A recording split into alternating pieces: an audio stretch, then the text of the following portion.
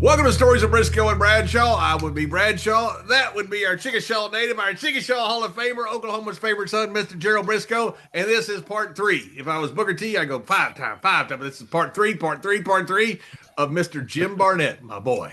Everybody has That's a right. Jim Barnett imitation, and most people have never met him. I'm one of those people. I think I met him one time in Atlanta. But we've got the third edition of this. Starting in 1974, we got wrestling's greatest historian, Mr. Tony Richards, at Tony Richards 4 on your X account. Please follow him. All kinds of great stuff you'll see in his wrestling timeline. Tony, welcome to the show again. Thank you, everybody. Man, we're covering the life of a power broker here in professional wrestling. I mean, a guy who just so happens to be in every influential thing that happens over 40 years in wrestling.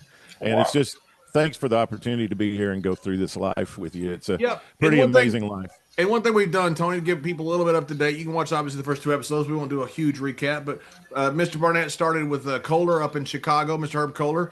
Incredible work there. And then him and Johnny Doyle created the super team, lit the wrestling world on fire. They go down to Australia after some incidents with Rock Hudson and the Kentucky football team. You got to check out the story. It's an incredible story. Yes, that Rock Hudson. They go down to Australia with Rupert Murdoch, ended up setting it on fire. Then Mr. Doyle dies, and you see Jim Barnett come back. And that's where we are in the story timeline, where he's about to hook up with another TV mogul, Mr. Ted Turner. And so here we are about 1974 with Jim Barnett. Yep. And I want to go back and just clear up just a couple of things. I went back and watched. Please do, Tony. I watched our first show again, and you guys asked me a couple of questions, and I hadn't researched the television part of it just real deeply. But the Dumont network went on the air in 1946. NBC was actually the first network, then the Dumont network. And Dumont was a manufacturer that made televisions. Wow. So they thought it would be great to own their own network since they manufactured the things, right? So that was what the Dumont company did. And then ABC and CBS came along 2 years later in 1948. Well, Dumont was at a disadvantage because NBC, because of their powerful radio network, they were the media power in America. And their executive, David Sarnoff, had this political power and all this governmental influence. He could pretty much control who came into the television market after NBC, and he was holding Dumont down. You know, he was using the FCC to regulate television to the point where Dumont, what they ended up doing was they ended up partnering with Paramount Pictures. And I don't know if you know this or not, but back in the days of the 30s and 40s in the movie industry, the studios controlled everything. They controlled the filming, they controlled the writing, they controlled the actors and the actresses, they controlled the movie theaters where the movies were shown. I mean, they controlled everything. So Paramount Pictures was a major power player, plus they had content, right, to give to Dumont. Well, that gave Dumont a little bit more of an advantage, but when they really got an advantage was when they picked up wrestling. And so they saw that they had launched Wrestling at the Rainbow, which was the first wrestling show in Chicago. And that show was doing so well, they asked Kohler for wrestling from the Marigold Arena. And that's what caused the network to take off. Now, when you ask me how long the Dumont lasted, that's where I misspoke. And I said probably to around 1960. Well, actually, that year of 1955 was such an important year. That's when all the controversy at the NWA convention happened. And that's when they canceled Wrestling at the Marigold, because wrestling at that point in 55 was peaking. And it was so oversaturated. There were 18 wrestling shows on television in 1955. Wow. And I knew there were a lot because we said there was one Uncle Milty and there were all these other wrestling shows, right? Well, Uncle Milty never got burned out because there was only one show. But there were 18 wrestling shows. There were several from Chicago. There were several from Washington, D.C. There were several from Hollywood. There were a couple from Texas. And so Dumont's like, okay, this was great for us, but now it's so oversaturated, we need to cancel it. And when they canceled it, Dumont went out of business the next year in 1950. They did. Wow, that's amazing. And then that, for 30 years, there was never another nationally syndicated show until Saturday night's main event. So wow, amazing. Wrestling hey guys, was, real quick, there's something in the background somewhere. Does anybody have a TV on or something on? Nope. I don't know. I don't know. I'm hearing that. So for 30 years, it just seems crazy to me, though, that for 30 years, you have something that is so successful as wrestling on television that for 30 years, you don't have it again. That's crazy to me. So then, and for those that are listening, that's what created the territory system and the boundary specifically. Because wrestling changes completely if you have right there in the Dumont network, wrestling stay on a national network. Because at that point, you have somebody with national presence. Right. Well, what happened was everything went local. So when Jim Barnett his television truck broke down in Cincinnati, and he decided to have the matches filmed at the TV station, that sort of created the studio wrestling concept. And then that's what got Sam Mushnick all concerned, is when Barnett and Doyle started taking those tapes, and it wasn't nationally broadcast anymore. It was tapes being sent into particular cities. And Mushnick goes, well, they can send these tapes into any city they want to. So they don't have to have territorial boundaries. So Tony, that's so important what you just said. They were taking tape to what we call back in those days, and probably still do, to bicycle the tapes around. How was it? It's called syndicating your tapes. Did they have a company do that, or does that fall under Jim Barnett's line of duty, or how was they getting connections to go to all these little local TV stations? I'm not sure exactly what the process was, Jerry, but I'm sure they handled it just from the office. Like internally. Most wrestling offices, even in the 80s, were sending their own tapes out. Well, I remember carrying Florida Championship Wrestling down to the Greyhound bus station, putting it on the bus for Miami.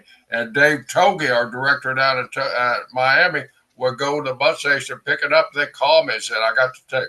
So in 1980, this is just a little personal thing, but in 1987, I bought, for this group that I was running, media group I was running, we bought our first television station in Kentucky. And I had heard about this deal in Atlanta that the Pro Wrestling This Week, Joe Pedicino, was doing, where he ran 6 hours in a row of all these different promotions back to back on Atlanta TV on Saturday night. I thought, that's how we get this television station going. We use wrestling, right? I mean, I'm no dummy. I've seen how wrestling's built all these different, media outlets. So in 1987, I called all the wrestling offices. I called Florida Championship Wrestling in Tampa, and I called Nashville and talked to Jerry Jarrett, and I get them to send me their tape. And we would run it on Saturday night back to back for this wrestling block. So, and if I didn't send that tape back after a week or two, they'd be calling going, hey, where's our tape? Because they only have 4 or 5 of them, right? That they're just recording over. Big 2-inch tapes at that time, big 2-inch tapes. Yeah. Umatics, big with a big canister, blue canister. Yeah, that's right. And so I think most wrestling offices have just handled that themselves. They've just, either put it on a bus to go to the next town or the next station, or they shipped it to them. Or, I mean, people didn't start uplinking on satellite until probably Vince in the mid 80s, where you downloaded the show from satellite instead of getting a tape in the mail. Yeah. And the reason that we have some little footage of so many territories is because of that, because they use the same tape and they just recorded them over. They lost somewhere around 10 to 15 years or whatever it was of Johnny Carson's show, because for the same reason. That's how TV was done back then. Those tapes were expensive, and people didn't want to think you should hold them for posterity's sake. Now you record and save everything. But back then, the business model was ticket sales. The business model was house shows, and all they were thinking about where TV was concerned is what we're going to do next week. Right. Okay. Speaking of the revenue for them, nowadays, Netflix paid $6 billion to WWE for TV rights. Right. Of course, it wasn't those figures back. Is there any record of what Dumont and ABC and these other networks were paying these local TV promoters to do it? And then when they started syndication, how much were they paying? Because we had to buy our TV time after the national model. Right. Well, you remember when we were talking about L.A., the reason Barnett and Doyle stole the television from LaBelle and Cal Eaton was they agreed to do it for $300 a week, and they were paying Cal Eaton and Eileen Eaton $3,000 a week. Wow. And so they said, hey, we'll come in, we'll do this show. We got wrestlers, we got wrestling, we got interviews, and we just want to promote our shows. So TV must have been paying pretty good dollar for them to be up into that kind of figure. for sure, in a market like LA, the second or third biggest market in America, I'm sure they were paying really strong. But there's no records out there that show you what Dumont originally was paying Barnett. Everything's out there if we have time to find it, right? Yeah. So if some of these days, I know you and I've talked about doing a television series about the history of television and wrestling, and we can find it if we ever do that show. Yeah. And Jerry, you know this very well. I'm sure you heard Vince say it. People used to bitch at Vince about TV pay, because we got really almost nothing for TV pay. And when guys would go up to Vince always had a rationale for it. He'd say, they'd say, you only pay me so much money for TV, and you get this huge TV exposure. And Vince said, well, that's exactly what it is. I can tell you what I paid you, but I can also tell you what it's worth to you to be on my television for 15 minutes. Yeah, and what's great about that, John, is that business model for the talent never changed. No. So when the business went from a house show model to more of a TV model, then the merchandise was where you made your money, right? So the exposure was valuable to you no matter what the actual business model was. As long as you were getting exposed and you were getting over, it was going to mean money for you. I remember the first time when Eddie was and I was in a partnership. It probably wasn't the first time, but the first time when I was in a partnership with him, we lost our TV in Orlando. Orlando was one of our main nights for income, and then we lost our TV. So Eddie was all distraught and everything. So we had to pay Orlando, and this is going back in the early '80s, $300 a week for the right for them to carry our TV. And Eddie was just going bonkers about it. We got to pay for TV, and of course blaming the world for it and everything. But that's I remember, our TV bill, that was our biggest expense, but it's also our biggest medium to draw the house show. So that's the reason that all the promotions were gladly paying the $200, $300, $400, $500 a week. And most of the talent I've talked to from if they worked from the 50s, the 60s, 70s, 80s, or whatever, they went from either they didn't get paid for working TV or they got $20 for working TV. And I think the most I ever heard was they got $50 for working TV. But that was here was our model here in Florida.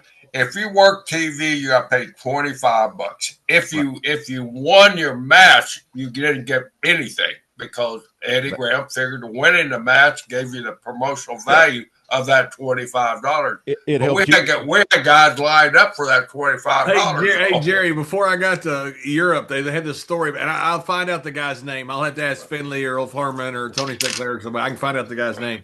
But he wanted a raise from Otto. And Otto said, I don't have any money. Big Otto, big Austrian. I don't have any money, but I'll give you a European title. And the guy goes, okay. That was compensation. That was right. Yeah, if I guess Eddie figured that winning the match you were getting over, and it was going to be more house show money, so you didn't get paid for TV then. And what John said was always the laughing kind of joke around the wrestling territories. If a guy was just running over his pad, if they give him a title, that's right. That's right. Old Lord used to do that. They'd make one up. That's where Southern State title came in. Exactly. The hardcore or the bare knuckles title. That's that stuff was coming in. There's this big book that we all use, all the historians. There's a big book out there called Wrestling Title Histories, and it's got every title in there that we have records on, and there'll be some in there for like 2 weeks or a month or something. They just did it for that. Pat Patterson won the Intercontinental Championship from Johnny Rods in Brazil. Now, Johnny Rods, I don't know if he's ever been to Brazil. I don't even know if Pat's ever been to Brazil. But that was the original story, And later they just said Pat won it in Rio. They didn't say who it's from. Well, anyway, I looked up the original story, what they originally said. So one time on TV, I said, they said Pat Patterson first Intercontinental Championship. I said, yeah, I won it from the Hall of Famer Johnny Rods down in Brazil. And Vince was like, where'd you get that? That from you. I got it from you.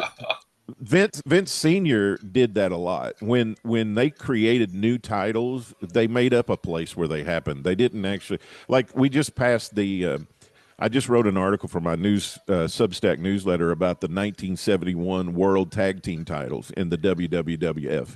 Well, it's funny. They said they won them in a tournament in New Orleans, and they beat Dick the Bruiser and the Sheik.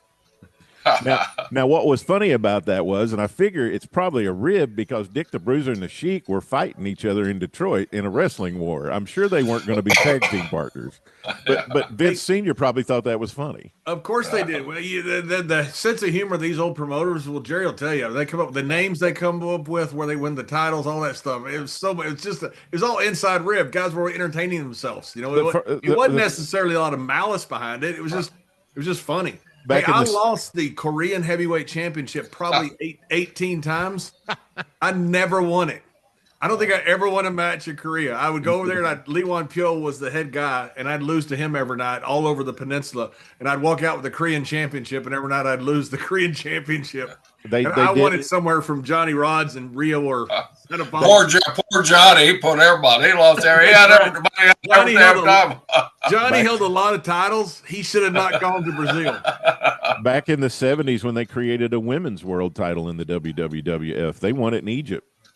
You know, it never happened. You know, it never happened. They just walked out on TV one day and just fresh from Egypt, you know, they just won the titles and they just went from there. You know, fans are fantastic people, man. You know, they say really great things. They sent me a list of titles I won, and there was a title Grand Prix wrestling. I've never been to Grand Prix wrestling in my life, you know, but I won a title there, and you know, that's how good you are. Yeah, almost as good as Johnny Rods. Another article I just wrote this past week was about the NWA United States Junior Heavyweight Championship. And Mr. Brisco won that 50 years ago. I don't even remember having that. I saw that and I said, I didn't know I had that title. Right. Well, that was a title that who did I drop it to? Bob Orton Jr. Okay. You won it from him and you dropped it to him. And he lost it to Johnny Rods. Ray Gunkel and Buddy Fuller created that title back in the 60s, and it only lasted about 10 years. But yeah, there's all kinds of those little hard to remember and little known titles out there floating around. You know, one thing I wanted to insight into how TV's changed. You know, Mr. Brisco will know better than I do. You know, we used to run overseas where our TV was strong. You know, we had a good TV in Germany, we'd run Germany. We ran good TV in Italy, we'd run Italy, and you know, then all of a sudden we'd run France a couple of years because it was a good French television we'd have. So they recently had a show overseas. They didn't have television in the market because I guess they're all going to Netflix. I don't know, you know, that for 100% for sure, but streaming.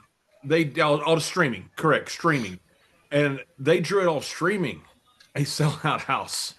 I mean, that's changing. That's a changing dynamic. That streaming is changing everything.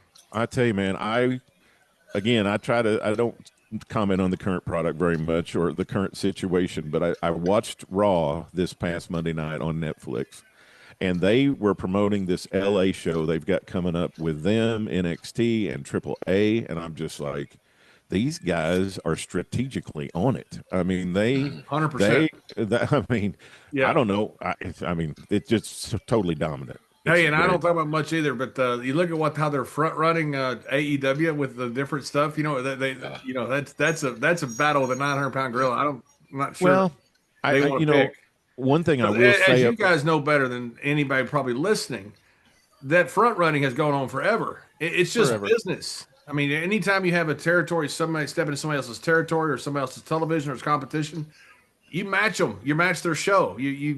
Then it's a matter of big bulls battling it out. Right, guys. We could have this conversation about TV forever, but the man that's most responsible for us even talking about all this TV is who? James G. Barnett, who is the main subject of our 3-part series here. Don't get hot, Jerry. I just want to remember why we're here because I'm old and it's about Mr. James D. Barnett. Well, then let's get to 1974. Mr. Barnett has set the absolute world on fire twice. He set it on fire in the United States with Johnny Doyle. Then he goes down to Australia, sets it on fire there with Rupert Murdoch. And now he's coming back to the United States, and that's where we pick up, I believe, is we're 1974. Is that correct, Tony? Yeah. And we could do 5 shows on the Georgia War, right? I mean, it's just don't do them on some other Mr. Barnett because Mr. Brisco will get mad. Well, that involves Mr. Barnett. So I'm just saying it's a very complex story. There's a lot of personalities involved, and a lot of things are converging. And that's the thing about Jim Barnett is he's always around when things are converging and changing. Yes. And for whatever reason, and we'll see this going forward too, is he always ends up on the winning side. No matter what side he's on, that side's winning, right? And so they got this Georgia thing going on where the partners can't get along, and Lester Welch sells his interest, or actually trades his interest with his nephew. Well, Lester trades and comes to Atlanta. Buddy trades and goes to Florida. So now we got Lester Welch and Ann Gunkel and Eddie Graham, all partners in Atlanta, and they can't get along, right? So after all this consternation, you can go back to our last episode and hear all about the shenanigans that went on between them or whatever. Ann decides to pull out and start her own company. And she convinces Tom Renesto, the booker, to go over to her company as well. And he convinces all the guys at the incumbent NWA company in Atlanta to go as well. So that leaves Eddie Graham and Lester Welch with two guys, two wrestlers. And so that And those two wrestlers are Bob Armstrong and Bill Drummond. Daryl Corcoran. No, two firemen from Marietta, Georgia. That's right. And so they're the only two left. And so And they didn't go because they missed the meeting. They missed the meeting. They didn't make the exit meeting where everybody decided to leave. Now, this is important too, and we're backing up here just a little bit to 72. Another important thing that's really going to shape the business environment in Atlanta is happening, and that is this brand new spanking facility is being built in Atlanta called the Omni. And right in this same time, around October and November, is when everybody leaves the Atlanta office to go to Ann Gunkel, and the Omni opens. The Omni opens on October 14th, 1972 for the Atlanta Hawks NBA team and the Atlanta Flames. And the Atlanta Flames hockey team, they flame out, after a year or two and leave. But it's the perennial home of the Hawks. And it's going to be one of the legendary places in the South. It's the Madison Square Garden of the South, right? And so it opens in October of 72. All these guys walk out of the office in November 72. And then they go looking for somebody else to book the territory. They bring Bill Watts in, and Bill puts the roster back together using the resources of the NWA. And this is really what turns the tide of the war, because Ann thinks that she's got this war won because she just put a monopoly on the talent. She's got everybody except two wrestlers. And they got no booker, they got no leadership, and she doesn't think Lester really knows what he's doing, and she thinks I'm going to win this before it even gets over with, right? Because they got nothing to fight me with. Well, they get Bill Watts. Eddie Graham makes a deal with them and tells him, if you come and help me out with this problem in Georgia, I will keep you and bring you to Florida with me after this problem is solved, right? So Bill starts putting the roster back together. They also give Jack Brisco, Jerry's brother, who's the NWA world champion. This is going to be important later on. They give him an opportunity to buy into Georgia because he's helping solve the problem, because he's going to be coming in defending the NWA title. They gifted Jack the percentage. Okay. They gave him the opportunity to have the points, right? Yeah. So they gave him. How unorthodox is this, Tony or Jerry? How unorthodox is it to give a champion that much percentage? That's a large percentage. I don't know. I don't know the history of that. Tony would answer that question better than I could. I mean, I don't think it ever happened before. I mean, Dory Funk Jr. had points in Amarillo, but it was because his dad did. Yeah, right? That says a lot about Jack Brisco and the Briscoes that you would. I mean, that's a huge percentage. I can see 3% to give somebody 10% come in. Here's the thing. Here's what you got going there. So they've given Jim Barnett the responsibility of booking the champion. And let me just take a little sidestep here. We've talked about this. If you want to go back and listen to or watch our Dory Funk show that we did last year, the pickup truck accident is in that show, right? So you can figure all that out. But one of the things that happened is Barnett calls Harley Race in Kansas City around April of 73, and he tells him, hey, we've reached a deal. Funk is not going to drop the title to Briscoe, but we want him to drop it to you. And if you'll do this for us, we will take care of you later on down the road. And so Harley agrees to it, and Dory Funk Jr. drops the title to Harley in May in Kansas City. Well, then Jack wins the title in July, and then they make a deal with Jack because Jim Barnett is the booker of the champion, right? And Jim can pencil Jack in for more dates in Atlanta, but they want to make it so Jack wants him to do it for Atlanta because then he gives him points or gives him the opportunity for points so that he's helping himself by helping them solve the problem, if that makes sense. It's a really unique situation, you know, and I'm not sure it's one that ever happened before that I know of. Yeah, and it tells you something because you're not doing that with every champion. I mean, you did that with Jack Briscoe. That's a big deal. That do something like that. I mean, they're pretty committed to. I mean, the thing is, they're pretty committed to Jack as long as he wants to hold it. Now, as we know from looking at history, nobody really wants to hold it more than 3 years, right? But they think, okay, Jack's a pretty strong athlete, a former NCAA champion. We've seen his work. He draws money. He's a great worker. He's liable to hold this thing for 5 years.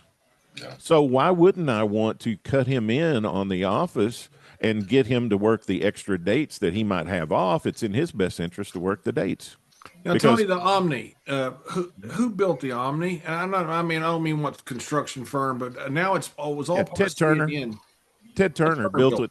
Yeah, he built it for the Hawks, for the Atlanta Hawks. Okay, so now did Ted already own the Hawks at the time? Yes, I believe so. Yeah, I don't know. It'll come up in my notes here in a little while. I think he did, yeah. It'll come up in my notes here. Which, by the way, Ted Turner, this is important to the story. Goes into the war of the late 90s, the Attitude Era war. Ted Turner changed the way you look at revenue with sports teams and arenas. That's where he created the regional sports networks. You know, so now you not only do you have like the Atlanta Braves, you've got to put them on. They're on your television show for 110 games a year, 120 games. Now, all of a sudden, if their budget does not fit their team, it doesn't matter because you got 110 games of content from a winning championship team. So that's the way he looked at wrestling too. Was the same thing because he owned the network. It was a different way to look at business than Ted Turner created all this. The regional sports networks, they're now going away because of streaming, but that he changed the business for about 40 to 50 years. Well, he actually put so in a ranking of the top 3 things, he would actually put wrestling as the top thing because he loved sports and he loved entertainment. He loved Andy Griffith and entertainment. He bought all the MGM film library, right? He loved entertainment. He loved sports. He had the Braves. He had the Hawks. Wrestling to him was the best of both. It's sports and entertainment. Where did we hear that later on, right? So how does Jim Barnett fit in this? He's the president of the NWA at this time, right? No, he never became president, but he became the booker of the champion. He was the booker of the champion, but he's also in the Atlanta territory, right? He's coming in right now. So he's going to be coming in here in late summer of 74. He goes and offers the job to Jerry Jarrett, which we had a listener, a viewer ask us, you know, that, wow, I always thought Bill Watts was a legendary booker that was really good at his job. Why would they not want to stick with Watts? Well, Bill was promised to go to Florida for one reason, that he was only brought in short term to fix the problem and get the roster and manage the NWA talent. And so they'd already told him he could go to Florida. So Mr. Barnett, he decided to go with Jarrett. And I think there was an incident with Fred Ward's daughter one night in Columbus where Bill said something untoward about her body shape and type, and so I think Mr. Ward was ready for Mr. Watts to move on. Fred Ward, isn't that Beaver's dad? That's Cleaver. Beaver Cleaver. Fred Cleaver. Ward was his real name, right? Ward, don't you think you were a little hard on the Beaver today? Yeah, his name was Ward Cleaver, I think. No, there was the guy who played him. Fred McMurray, was it? Fred McMurray. Fred McMurray. I don't know. I'm conflating all the names. Boy, you're trying to get Bill Watts with Beaver's dad. I think, yeah. I think And it was Ward. that, Tony, you asked me that question last night, so I reached out for my Oklahoma brother, Cowboy Bill Watts. And I asked him, Bill, why did you stay in Georgia? And I sent you the text message that he replied back to me. Yeah, you want to expound on that? Well, he just said that there was some thievery going on. That yeah. that back then, everything was cash, folks. It wasn't on this computer system. You finish up at the box office, you got wads of cash just laying around there. Yeah, and I'm glad we brought that up because that's going to come into play here in about 10 years in the future. Is we're going to have a major situation about all this cash that's floating between the arena and the office. And evidently, Bill says that he caught Lester and Roy Lee taking money in Georgia, and that made a very uncomfortable situation. So I think Eddie was ready for Bill to come on to Florida. Well, now, Jerry, in fairness, Lester Welch was the one that's in the Bahamas sometimes, every week got rolled and his money stolen, right? Yeah, exactly. A couple of times, yeah. Now, that I remember.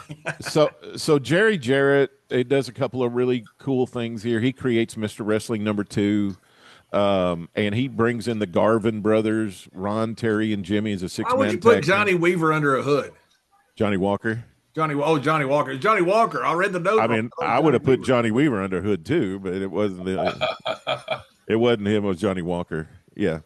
I had the note wrong. Yeah. Well, Jerry and I talked about this one time, and Jerry told me, he said, Johnny Walker would have been a mid-card babyface his whole life if he wouldn't have got the hood, which made him a main event star. And that was only because Tim Woods didn't want to be a main event guy anymore. He was going into semi-retirement. Yeah, he was going into the sound business. So Jarrett just thought, I can create my own Mr. Wrestling. So he just created Mr. Wrestling #2 and put the mask on him. And they ended up tagging as a tag team in Georgia sometime. It drew pretty good money, there. Yes, But so Jarrett gets it going, and he creates this angle on television where Terry Garvin slaps Lou Thez. And that turns the tide of the war. And the Garvins, they only did this in Georgia for their gimmick there. They actually brought out a pink mat to wrestle on. And Jarrett's playing up this soft and sissy kind of thing with Terry Garvin, and the vision of masculinity in those days was Lou Thez, right? And so what's going to cause the biggest uproar and get heat with the fans is going to be this sissy guy slapping Lou Thez on television. So they do that. They draw this huge crowd. They draw the biggest crowd in Atlanta wrestling history, over 16,000 people at the Omni in April.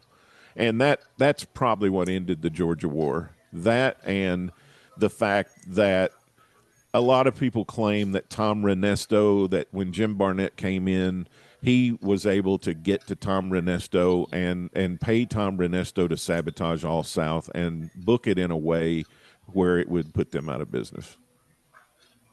And go ahead.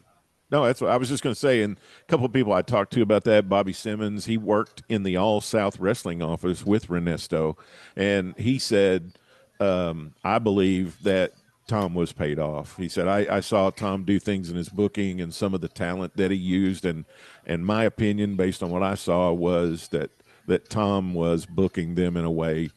Jerry Oates said, I saw him booking Don Serrano against Ernie Ladd in a main event. And they had been through all the talent they had access to. This is another important thing about the NWA, is the NWA controlled the majority of the talent. Right? And so they were booking everybody they could, but after they booked them 4 or 5 times, everybody got burned out on the product, and it was over by the end of '74. And evidently, Mr. Barnett met with Ann and worked out a deal with Ann to close up shop, and paid her a couple $100,000, I think, to close up. And he gave jobs to one of the people that got a guaranteed job was Tom Renesto. Do you think he tanked the ship on purpose? I don't know. I wasn't there. I just talked to people that were there, and the people that were there think. But now you talked to people that were there on the other side, right? The people that were there with him. I have talked to Thunderbolt Patterson about this, and Thunderbolt was the only guy who did not get a job. He swears that Tom tanked the territory. Really? Yeah, he thinks for a fact that Tom tanked the territory because of what Tony was saying. His booking style changed drastically. Tom Renesto, to those that are assassin, one of the most brilliant minds in our business going back in the 60s and 70s. A brilliant worker, a brilliant booker, and did well there. And all of a sudden, your mode of booking changes. That's one thing about a booker. A booker never changes. That's the reason that they rotated them out so much back in the old days. They just do what they know.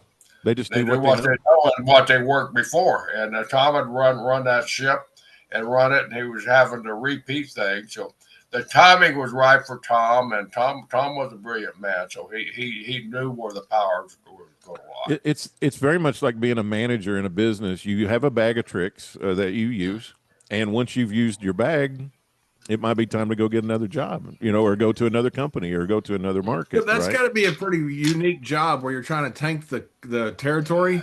And so if you book something and it kind of works well, you go, "Oh no, that didn't work well. I got to try something else." If you're getting paid though, and Mr. Barnett is giving you money on the side, saying, "I want this to end as soon as possible," and when it's over, you come on over here. You have nothing to lose. You have everything to gain. Like, you just want it to be over as soon as possible. Right. I get it, but what a douchebag. That sucks. You got guys in that territory that trust you to be the booker. You got a boss that trusts you to be a booker. You got people's livelihoods at stake. You got arenas at stake, and you're intentionally tanking the business. Yeah. If that is indeed what happened. If that is true, yeah. That is correct. If that's what happened.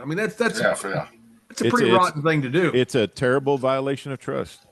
It's terrible. The thing is, though, to Jerry's point about him being one of the most brilliant minds in the business, is he goes over at the first of 75, and they have a great year. Now, some of that is he has more access to great talent that he didn't have at All South, but all of a sudden he goes from being the worst booker in the world to being the best booker in the world. So there's evidence there that this is what happened. And this whole time, they have already made an alliance with Ted Turner. So that wrestling and Ted Turner is starting to build from this point, right? They're on the television station that Ted Turner owns. And what's interesting is, they have back-to-back shows, right? This is why in the 80s, it's why the wrestling show on Saturday night was 2 hours long, because the NWA office had an hour and All South had an hour. Well, when All South went out of business, the NWA office just got both hours. And what's funny is during this Georgia war, these guys were passing each other in the hallway. They were coming in, taping their television, and then they were leaving, and the other guys were coming in. They were passing in the parking lot. And most of the people I talked to said the boys never had a problem. Like, there was never a fight, never a cross word. Everybody got along. Everything went well. There was an incident in a parking lot one time, and Jack got sued over it. Of all the people, as they were making the transition, they were coming out. Ricky Hunter, better known as the Gladiator, had jumped over to Ann, and Ricky and Jack were best of friends here in Florida. Rick was like a mentor to Jack, and Jack was really upset because Rick made that move, and so they were exchanging. And Rick comes walking out, from TV as Jack walking in. Hey, Jack, how you doing? We just did a great TV, and Jack said, Rick, I can't believe you're doing this to me. And Rick said something, and their words were exchanged, and Jack threatened to kill him right there on the spot. Rick turned around, got a lawyer. I don't know if it's through Rick or through Ed, and sued Jack and the NWA for threatening the talent. So that's it that happened there. Over a threat. Over a threat. He didn't slap him. He didn't touch him. He didn't anything. He just walked up to him and intimidated the hell out of him. So Snowflake got offended. So Snowflake gets a lawyer. Yeah. It says the big mean guy. Now, he's supposed to be a big tough wrestler on television, but the big mean guy threatened me. Yeah, from this other company. Yeah. You would want to put that on your television show and announce it. Yeah. Right? Here's how scared the other guys are of Jack Brisco. Yeah. You got to kind of admit, with the tension between the ownership being what it is and the emotions running so high, all the boys could get along, and that one incident is the only one that happens in a year and a half. Jerry, what happened with the lawsuit? Oh, it was dropped. I mean, it was, it did. I don't even think it ever got out of the, preliminary stages. But it's on record. I mean, I'm sure somebody out there knows that. And I think it was in Jim Wilson's book many years ago. Might have been. So this. Not that I want to try to sell Jim Wilson's book because he's the biggest snowflake in the world. Look at listen to me using that word, Layfield. Look what you're doing to me, you damn Texan. Got me using language I don't even know what I'm saying there, but it sounded good. I want to make this point here because I think it's critical. When we see everything that happens in the 80s, when it comes down to basically Jim Crockett and Vince, it starts in this year right here. It starts in 1975. Because Mushnick has held this thing together as long as he possibly can. He's been through the 50s. He's been through the DOJ investigation. He's been through promoters mad at each other, fighting each other, playing referee at the NWA meetings. It's now 20 years later from the 55 meeting where Kohler and Schwartz had their thing that we covered in episode 1. Now it's 75, and Mushnick is just like, I am done with this. Like, I can't do this anymore. And so they decide to elect Fritz Von Erich, the president of the National Wrestling Association. Now, which wasn't a real popular move either, Tony, by the way. Right. Living through that 75. I mean, it's almost, we're going to talk about a couple of real unfair things here. One is, it's terribly unfair to think that anybody could have come into that job and done the job that Mushnick did. Right? They're not going to repeat his performance. It's almost like there's an old saying in broadcasting. You don't want to be the guy that replaces the guy. You want to be the guy that replaces the guy that replaced the guy. Right? You don't want to replace Carson or Letterman. You want to be the guy that replaces the guy that replaced Carson. A mailman. You need a mailman in between. That's right. That's right. One of the oldest terms in wrestling. It's the greatest term ever. Everybody understands that when you put it that way. You just need a mailman in between. That's right. And so Fritz is the next guy up from Mushnick. And Fritz wants to do a good job, and he's set up to do Well, Fritz wants to do a good job because he got 5 kids that he wants to make world champion. Exactly. He wants all 5 of them to have the title. Exactly. And in 1975, when you look at Fritz Von Erich's life, he just became the president of the National Wrestling Association. He controls 3/4 of Texas booking. He's got this great relationship with Japan. He's got these kids. The first one graduates from high school in 76, the next one in 77, the next one in 78. And he's got everything lined. What could go wrong? Well, a lot, right? As we know, a lot could go wrong. But in 1975, he doesn't know that. Everything's lined up to do great. Yeah, that's true. He got the territory, as Mr. Brisco brought up on episode 2 from Ed McLemore. And, I mean, he's on fire. His TV thing, jumping ahead, his TV had 5 camera shoot. They had the ring mic'd up. I mean, he was ahead of everybody. Fritz was a very ambitious and I think pretty smart guy. And as we were talking about before we went on the air today, when Gary Hart set up that angle in 1982, man, they were poised to, take over. And but they're from 82 to 83, which we'll get into when we get there. But so here's something else that happens. At the end of 1975, Gulf Coast Championship Wrestling, which is owned by Lee Fields, is in terrible shape. They've lost their television. They're taping the Mobile house shows, and they're editing them down to a 1-hour show. But they don't have consistency on their television, and their show moves around.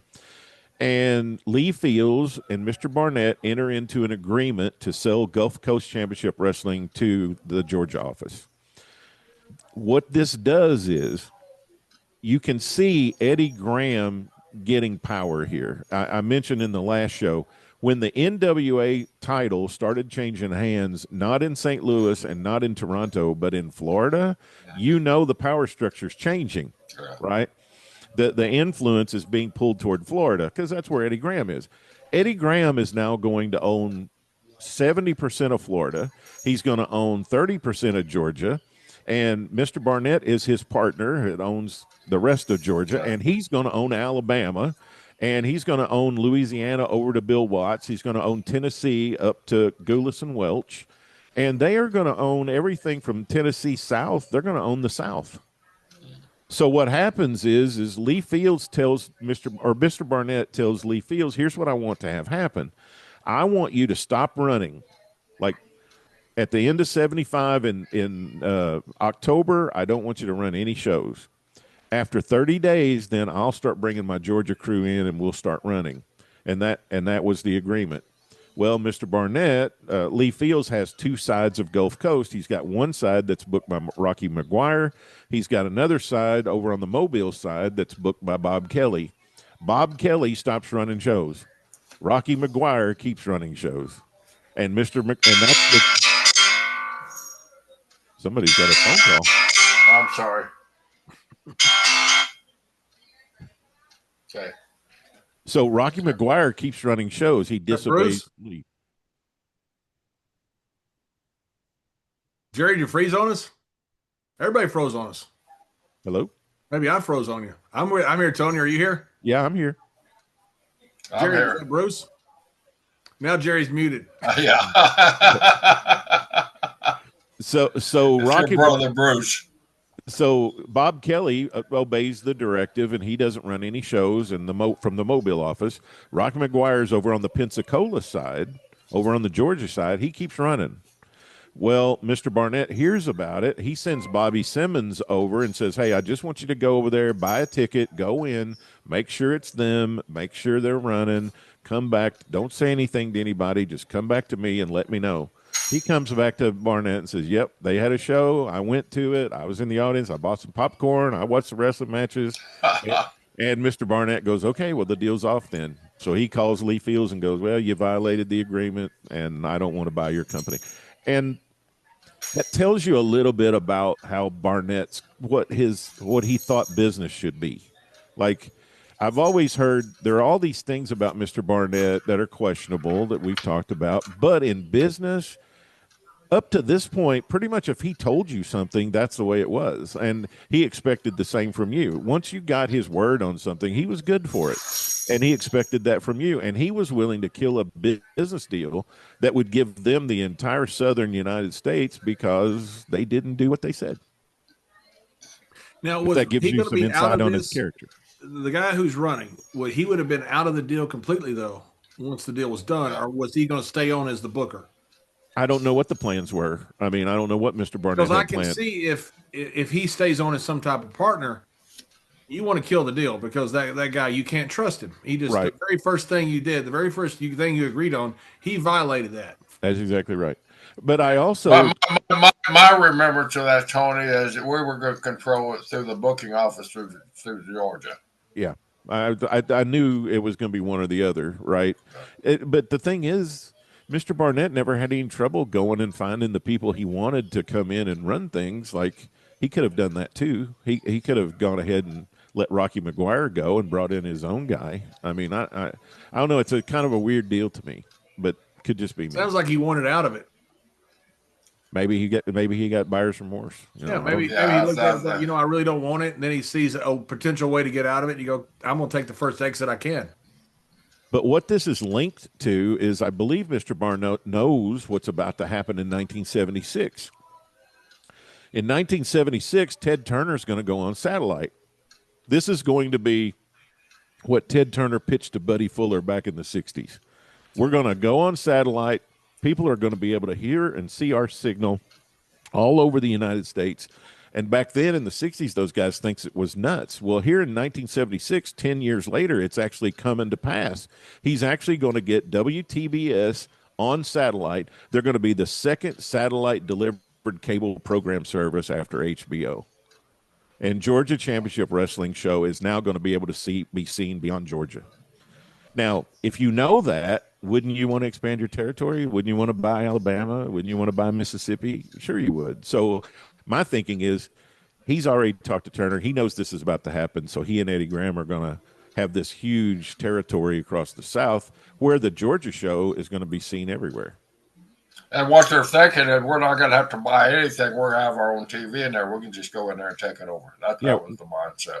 Right. We're not going to have to syndicate anything. This thing's going to just be, right? And so one of the funniest things I thought, I included this, it's just kind of funny, was Andy Messersmith was a pitcher for the Atlanta Braves, and he had number 17. And I could never figure out the core. Where did you go with Andy? Now I'm going to find out myself. Yeah. So WTBS is channel 17, right? Yeah, so Ted Turner wanted Andy Messersmith to change his name on his jersey to Channel, so it'd be channel 17 on his jersey to promote the TV station when he's on the mound pitching. I mean, Turner's always thinking about television. He's always thinking about how to promote, how to sell, how to get out there, right? So Barnett, then when they elect Fritz Von Erich president of the NWA, Barnett gets elected as secretary and treasurer, booking the champion. Mike LaBelle is booked as the first vice president. And the other thing that happens at that 75 convention, I should mention, speaking of things that are unfair, I've always thought, and I know exactly why Dory Funk Jr., I know exactly why Terry wanted to be the champion. And my heart goes out to him for that, right? He wanted to be the champion because he wanted the financial that went with it. And he needed it at that time. Terry needed it. And I understand that. But Terry was ready to quit at that time, too. And how unfair is it that you're going to follow Jack Briscoe as the world heavyweight champion when Jack Briscoe and Dory Funk Jr. is the best money-making match of the 70s and maybe of all time? And now you're going to carry the torch after that. It's like you don't want to be the guy that replaces the guy, right? So Terry gets the title after Jack, and he keeps it about a year. And then in the 76 convention, they're like, okay, Terry's had it now for 14 months. He's done with it. He's ready to move on. He doesn't like all the, commitment that goes with it and the travel schedule and everything. So now we're going to go back and repay our favor that we promised Harley when he agreed to be the mailman. And put it back on Harley. Right. And Harley was a Iron Man for 4 years then, after that. Yeah, it's just right here, guys, is the 76-78 NWA membership guide. And it NWA officers, Eddie Graham, president.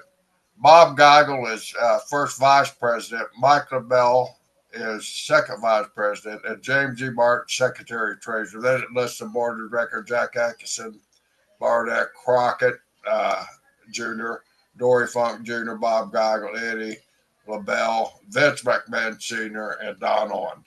So, I don't think I'm doing a very good job of setting this up, but if at the end of 75 and you're thinking we're going to get a chance to buy Alabama, Mississippi, we're going to have Georgia, we're going to have Florida, we're going to have all this territory, we're going to go on satellite, and Eddie Graham's going to control the NWA in 76.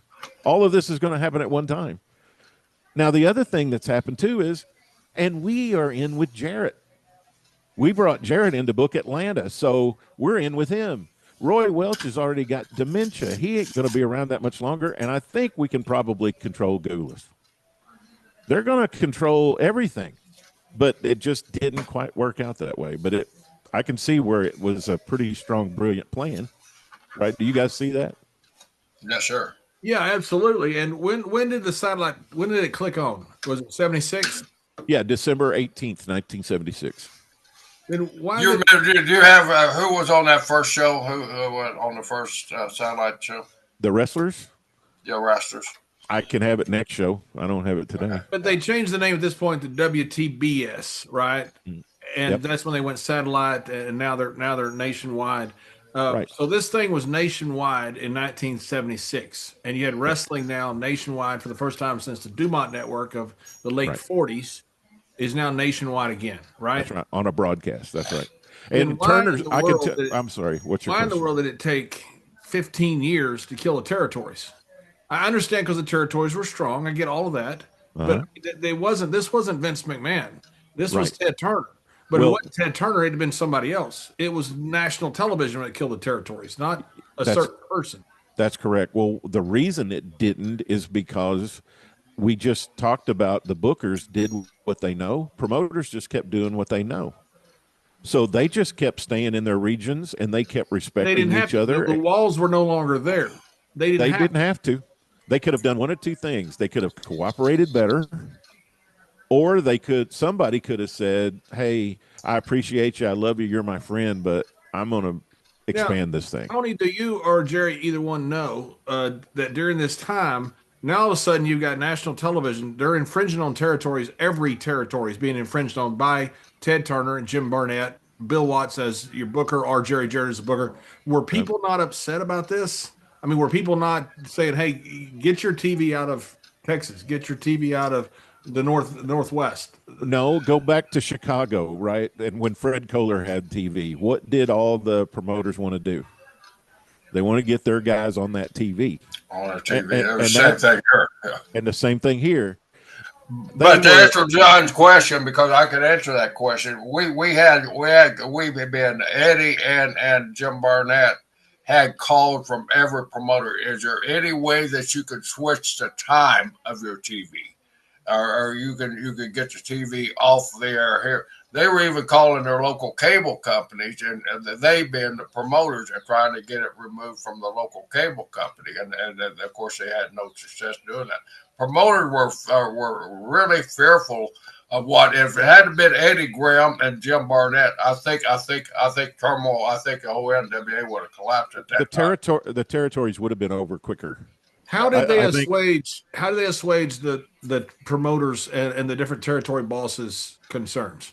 So here's how did they do it? They brought their guys in, put them on our TV. That's how they solved the problem. So in business, anytime you're in duality, you're in trouble, right? You have to pick a lane and go on it, right? Well, the promoters were in duality. They were scared to death about the national thing, but they were more than willing to put their guys on it. Mm-hmm. And so they cooperated to get their guys on it, but they were scared to death that somebody was going to wake up one day and say, and this becomes a bone of contention coming up here in the early 80s, right? Which we'll get to.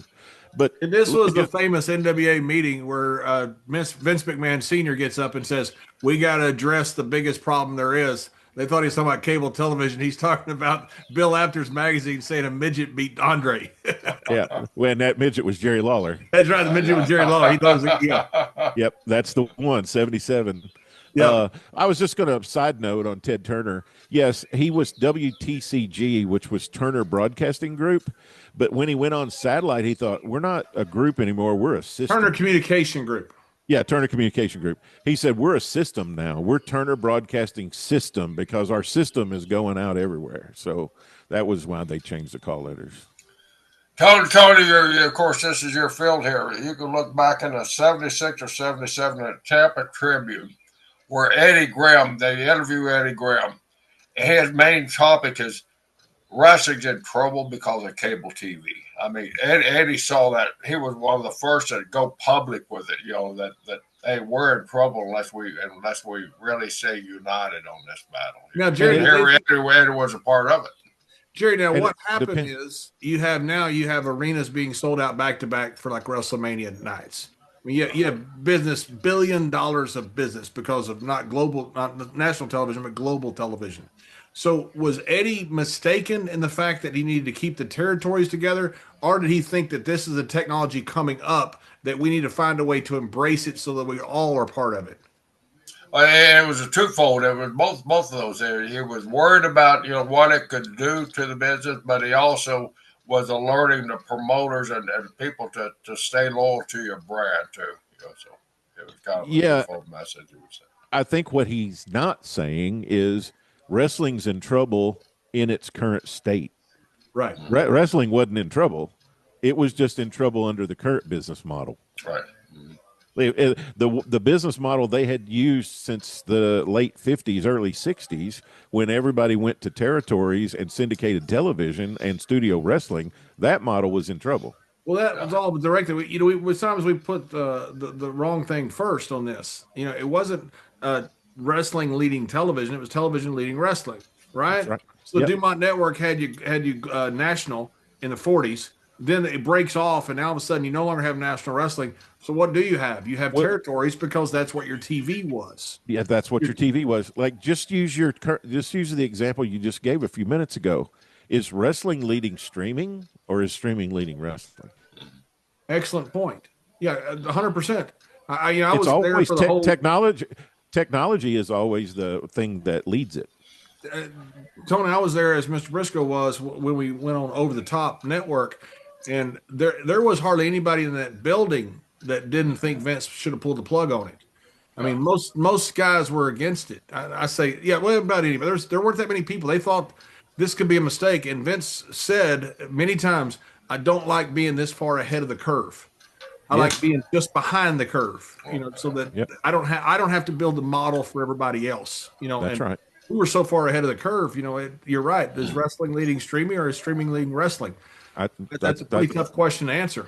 Yeah, I think it's more of the technology is usually the thing that leads if you can see it. If you can see it, right? That's right. And that's why there are not very many seats at the top of the pyramid that can sit in Vince's seat or in Nick Khan's seat or in Tony Khan's seat, because you got to be able to see those things. And not everybody sees it, to your point. We think this is crazy. It's like Ray Gunkel. You're nuts. We're not going to do that. We're not going to go over to that little television station. That guy doesn't know what he's talking about. So when we get to, say, 1976, 1977 here with Jim Barnett, does Barnett see what's coming with Ted Turner? Obviously, he wanted to go with Ted Turner. He saw the same thing with Rupert Murdoch. He has a knack for getting with entrepreneurial guys who have great vision. Why? Let me ask you that. Why wouldn't he see it? He just did it in Australia. Like, he just went to Channel 9 in Australia, had a national broadcast, and dominated a country. He's not like he hasn't ever seen it before. It's happening again. And he's got the same guy right here. He just has a Southern accent instead of an Aussie accent. It just got a different name. Just got a same kind of guy. A great visionary. I mean, Ted Turner changed television. He changed sports. He changed everything, just like Rupert Murdoch did. And both with Jim Barnett. So right in here in 77, a couple other things happened. Tom Renesto's run his course now in Atlanta, and Barnett lets him go. And he brings Gene Anderson in to book the Georgia office. And, of course, Olie comes with him because they're tag team partners. Gene doesn't last very long in the booking position, and this is where Olie first comes in to actually book the Georgia office, which Olie's going to be a principal character coming up in our story. A very principal character. The other thing, first time that somebody says Olie has principles. The other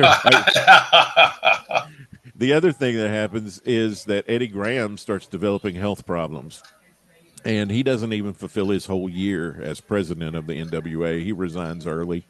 I like the way you said that, health problems. It was basically personal problems. Yeah.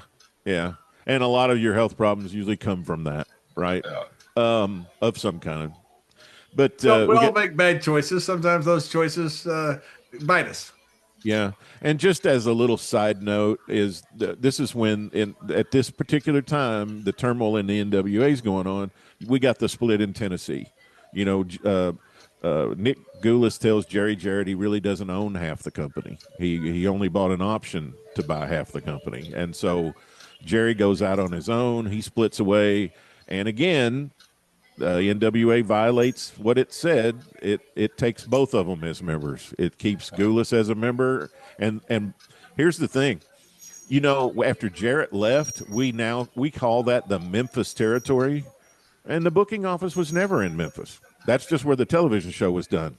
These guys have a booking office both in Nashville, and the NWA takes both of them because their bylaws have said only one booking office per city, right?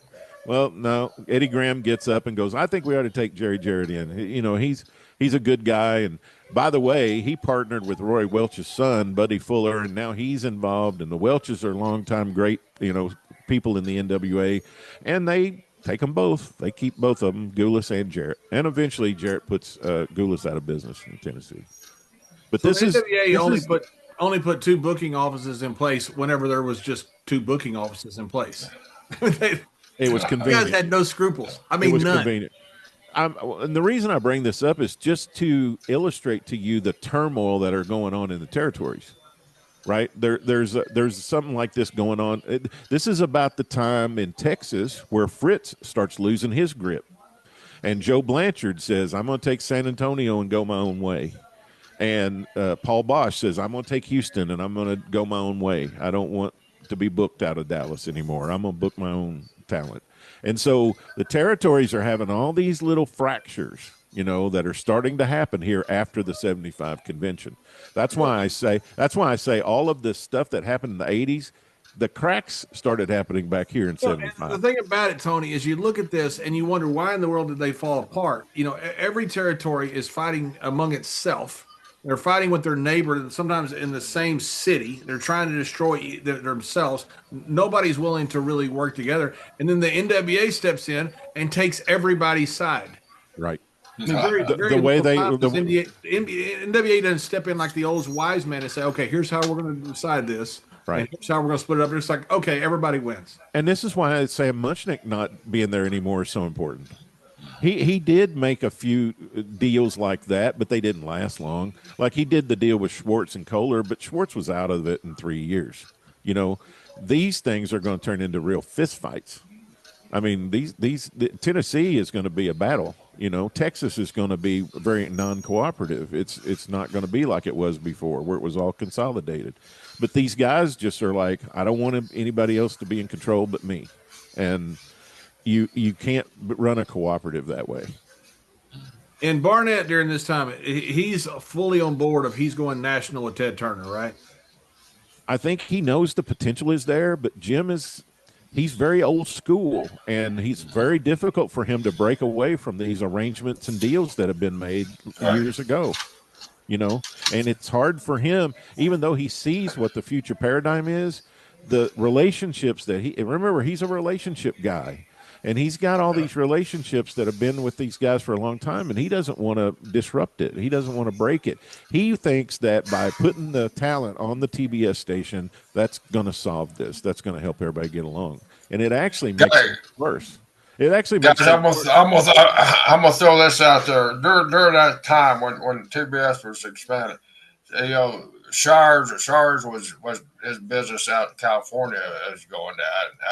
Seattle was going down. Of course, the Sheiks territory was non-existent, and so Jack and I first started approaching Jim Barnett about let's expand. We got these opportunities to expand through our TV.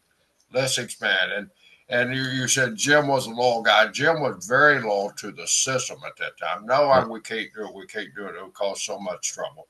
He knew it would cause trouble, but we also knew there was a growth method, and we weren't exactly coming up with it ourselves. Eddie Graham was kind of feeding us. You guys need to go out a little bit. Eddie was wanting to see what would happen if we did go out a little bit. Right, test it and see. Right. The other thing Jerry, when you talked to Barnett about that, do you remember about what year that was? It was probably 2 or 3 years after the national move. So we're talking about 79, 77, 79, 80, something like that. And so Eddie Graham was kind of spurring you and your brother along. Yeah. You guys need to go national. And you guys did expand a little bit in the Sheik's old territory and some other things. Yeah, and we're gonna cover that. But Barnett was the one that was putting the brakes on you. Barnett was putting the brakes on us, and even a thought and a talk about it. He didn't want us discussing it.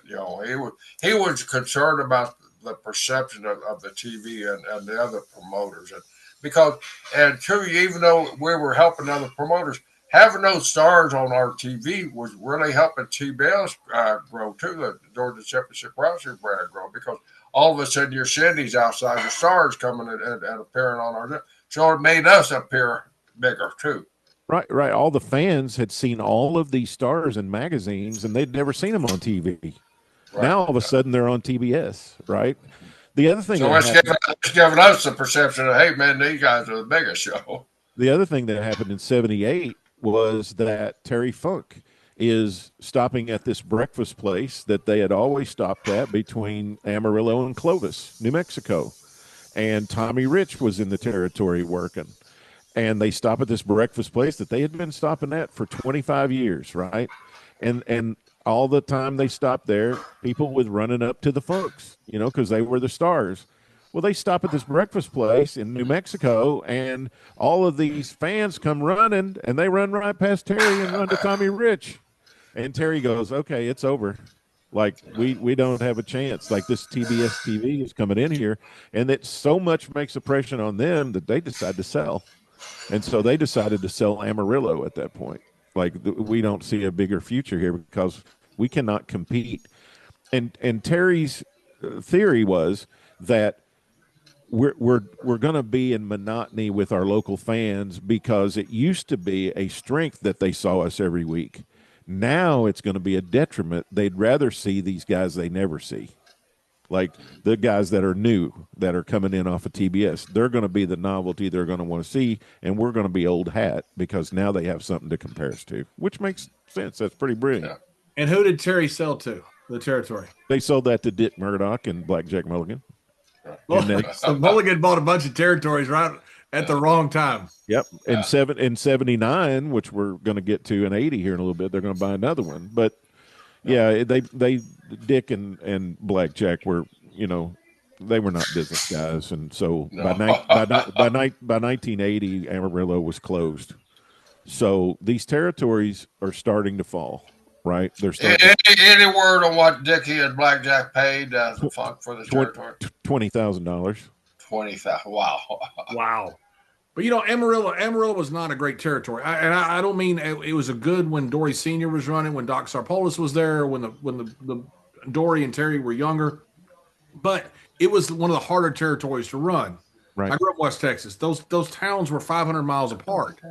And they weren't Dory big towns. There was no big towns around Amarillo, and you had to drive, hours to get anywhere else, and you couldn't fly. There weren't any planes going between them. Well, Dory Jr. and Terry's attention was elsewhere, right? I mean, they were the biggest tag team in Japan. Dory Jr. was booking Florida for a little while. I mean, they had other things. They were making more money going out than they were staying at home, and so the business actually became more of a distraction to them by staying. So it made sense to them to sell for $20,000 and be done with it. And they didn't think it was going to last a lot longer anyway. I mean, I think they were probably hopeful it would because that's their home territory. That was their dad's company. And they probably wished them the best, but they probably in the back of their mind thought. But the demographic was against them. I mean, in Dallas, Fritz had a complete different dynamic. You had all these towns around Dallas you could run that were within an hour drive, and big towns. So Amarillo didn't have that. Exactly. And Lubbock was their biggest ticket town anyway. The thing is, this is another business paradigm change that's happening here where the business is going to go from the territories running weekly to now, if you have this national television, it's going to go to more of a monthly business. Right? Because if let's say they didn't necessarily do this as a fact, right? But if TBS, the show on TBS, if they weren't going to run Amarillo, they weren't going to run it every week. They might run it once a quarter. You know what I mean? And so that whole business adjustment is starting here in the late 70s. And when you run it, you run several towns around it. Right. As we did in WWE. We'd go into a certain area of the country, fly into one place, and we'd work, four or five cities around, including the one or two big cities where we flew into. Yeah, you do the hub and spoke thing. You'd go into a hub and then you'd spoke out to other little towns, right? Right. So, 79, Barnett buys Knoxville from Ron Fuller. And we won't go into a lot of details on this because you guys have had Bo James on, and he's gone into great detail about how this all happened. But, and by the way, I don't mean to cut you off. I'm sorry, but we also had Jody Malenko on, son of the great Malenko. We had Ron Garvin on to talk about it, and we've had nearly every person alive that was part of Plan B video, including the Plan B video, on our show. And what's great is you guys have these shows in the archives, and people can go watch them if you're interested. But here in 79, this is when the infamous Plan B video comes out, and the subject that they're talking about in the video, they don't mention him by name, but they're talking about Jim Barnett. Sure they are. And Barnett. And go ahead and say what the threat was, or I will if you want me to. No, go ahead. Yeah, so they were going to expose all the things in the business. They listed several things, the monopoly of the business, tax evasion, and then they threw in homosexuals in the business, and that was a direct shot at Jim Barnett. There's nobody. That was a direct freaking fire across the bow Right. down to Atlanta to Jim Barnett. Yeah, if we expose you as a homosexual here in Knoxville, Tennessee, you're not going to draw anybody. Right? It's going to ruin the. We weren't drawing anybody in Knoxville anyway. No, but they were basically going to kill the town, I guess is what you'd say in wrestling business, right? They're going to kill it. And just the fact that happened killed it.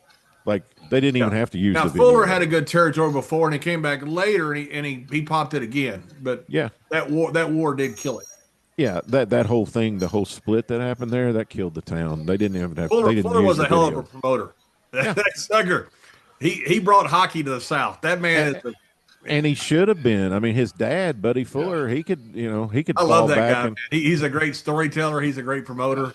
Buddy Fuller could fall back and make money. I mean, he was just something about him. He could do it, And why not? His grandfather did too. I mean, and just for those people that are listening, they don't know anything about the Plan B video. The Plan B video was put out with a bunch of talent, a bunch of future Hall of Famers, NWA champions, and they exposed the business completely, 100%. In '79, way before the 2020 piece came out, in the late mid '80s, business was exposed in. They were going to use it as a deterrent. They said they never showed it to anybody. There's some doubt whether that is true or not, but the video itself, they were going to use it to try to get the territory, or we're going to pull out this nuclear bomb and we're going to blow up the whole business. And to the knowledge of most of the guys that we talked to, they have no idea why the video disappeared for 30 years and all of a sudden reappeared somewhere on YouTube. But you guys got lots of shows. It was never used, not publicly. Right. And you guys got a ton of shows about it, so you guys can go and check those out in the Brisco and Bradshaw archives. Well, in 1980, Jim gets something that he's wanted his whole life. He gets involved with the President Jimmy Carter, and President Carter was elected in '76. He's on his last year of being the president. He's got a big election here in '80 against Ronald Reagan, and Jim Barnett is, backing Jimmy Carter because he's from Georgia, and Jim's a businessman in Georgia, and he's contributing to his campaign, and he gets nominated and actually serves as a member of the National Council of the Arts for President Carter. I mean, Jim Barnett is a powerful dude politically, relationship-wise, not just in the wrestling business. I mean, this guy he's connected in all walks of life, right? And this is about the time that Jim Wilson, we talked to him about him briefly, he files his antitrust lawsuit against the NWA for blackballing, and saying that he didn't have a fair chance to work in the business because that power brokers in the NWA were against him and they put him on this blackball list. And that's when a lot of stuff comes out in this antitrust lawsuit that we will cover as we go through these years in the 80s. Les Thatcher, I found a quote by him. This just kind of shows you what Jim Barnett had connections with. Les Thatcher said when Jim Barnett owned the promotion in Knoxville during the World's Fair in 1980, he called me and asked if I had ever been to the fair and if I'd pick him up. And so I picked him up at the airport, and there were long lines for every exhibit. And he goes, "Oh, don't worry about it, Leslie. We have VIP all the way." And he said he was right. We had access to every exhibit on the fair, and we had a golf cart to ride us around if we wanted it. I was amazed at the treatment we got. Wow. I mean, that's how connected. That's a power. That's power Jim had. Right. So back to what we were just talking about with Jerry and the TBS coverage. It's about this time in the 80, 81 that the stockholders and the management of Georgia Championship Wrestling start to study the ratings books for TBS. And they figure out, and this is probably where Eddie was giving you some stuff, right? And all the cable systems that are affiliated with carrying the programming. And they started noticing that there's these towns that have over 10,000 television sets, which meant a whole lot of towns in Ohio, in Michigan, West Virginia. And they just looked at each other going, why aren't we running these towns? They were dead territories that the Sheik used to have that he doesn't run anymore because he's run his Detroit big-time wrestling business into the ground. And so Jerry and Jack and Barnett and Olie, they decide we're gonna do this. Well, Bobby Simmons was at the meeting, so that's how I know this, that Jim Barnett and Ed Farhat, the original Sheik, they came to an agreement about running shows in Columbus, Ohio. They just picked Columbus as the first town. Right. And Bobby says that meeting took place at the Peppercorn Duck Club, which was a restaurant on the top of the Hyatt Regency Hotel in Columbus. And that's where the first show was going to be held, was in the Hyatt Regency. Ohio Center. Ohio Center, right. And Bobby says that first meeting, they weren't making a deal on the territory. They weren't even making a deal on the town. They were just making a deal on that first show. Because you got to go back to Barnett and Doyle's philosophy. We'll run a show. We'll put TV. TV's already been in the market because we got TBS. We've already penetrated it. Now we just need to run a show and see how we do. So September 28th, 1980, Georgia Championship Wrestling runs the first show at the Ohio Center in Columbus, and they do great. They sell a lot of tickets. A lot of fans come. They run a second show the next month, October the 12th, Dusty and Olie in a no DQ match. By the way, 1980, that was the big angle where Olie turned on Dusty in the cage and they beat him up in the Omni. So Dusty and Olie were pretty hot on TBS. That happened in July. Well, in October, they do a no disqualification match, and the undercard was the two Mr. Wrestlings that we just talked about, Mr. Wrestling 1 and 2 versus the Assassins, and they draw 5,500. The third show they have Harley Race and Mr. Wrestling 2 for the NWA title in a 9-man battle royal, and it keeps growing, right? The tickets keep selling, they keep growing. They're like, okay, this has got legs. We need to keep going into Columbus has done well. We need to keep running Ohio. So the next town they go to is Parkersburg, West Virginia. Parkersburg, West Virginia. Yep. They go to Parkersburg, West Virginia, and they work a joint show with the Sheik's crew there on November 13th, 1980. They draw 11,747 people. The Sheik hasn't run this town in months. But now, because of the power of TBS, Huntington, West Virginia draws over almost 12,000 people with Kevin Sullivan and Massa Saito and the Sheik and Terry Taylor. Bobby Simmons says Barnett and the Sheik split those gates 50-50. Everything went great. Everything was fabulous. Everybody was happy.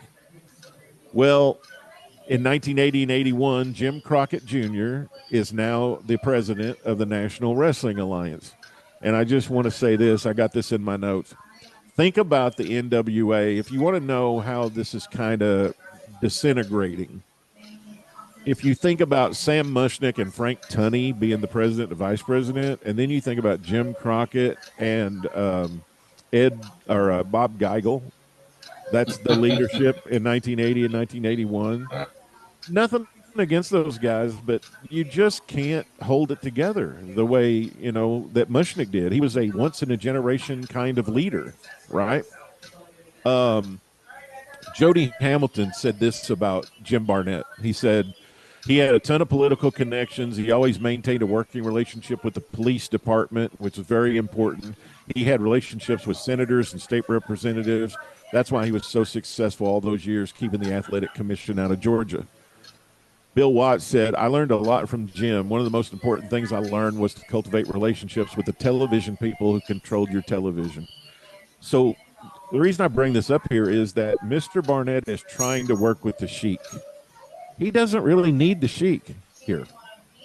Like, he's got TBS. He can run these towns. To your question, John, about how did promoters feel, Mr. Barnett is still trying to keep this whole model together. Right. So it sounds like Barnett is wanting, like what him and Johnny Doyle did before. They wanted to go national, or at least as best they could, but they wanted to include the local promoters, the independent guys, not the independent territory guys, right, into their fold instead of just coming in and running. That's right. And because of that, that's why the territories actually lasted longer. Like, it would have been over quicker if Mr. Barnett would have just said, "Oh, let's just do it." Hey guys, real quick, is there's some external sound? Does anybody hear that? I hear it. Is there a TV or something on?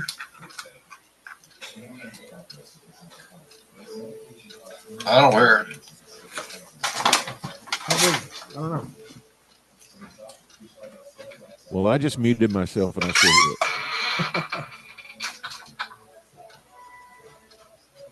Yeah, I have no idea. I don't hear it either. Thought it was my TV, but I don't hear it. Oh, well. Jerry, can you mute for a sec? How do you mute? I don't know if I can tell you or not. There's 3 dots on a blue We may button. never get him back. That's what as soon as I said that, I'm like, oh, Tony, don't tell him that. I'm at the 3 dots.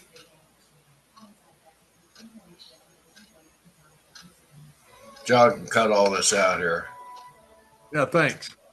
I don't see it on here. I see the 3 dots here. Usually, if I'm in a meeting with several people and we can't find it, we start muting until we find it. Right. So it sounds like Barnett was wanting to go national, but he was not going to go national in competition to the territories. He's going to go national in working with the territories. Yeah, and that kept some of these things alive that wouldn't have been if they would have just said in 75 and 76 they would have said we're going, and if you want to work with us, fine. If you don't, fine. We're going to go, which is essentially what Mr. McMahon does in the 80s. Right. I'm going, so, you're going to work with some people, but regardless, I know my direction. Yeah. So down in San Antonio now, it was in 83 where Joe Blanchard gets the USA Network. Yes. So just to wrap up this little thing with the Sheik here. So in 1981, that's when the whole deal falls apart. They run a show in Huntington, West Virginia. Sheik was there. He had a girlfriend with him, and they wrap up the show, and then it's time to settle up in the office.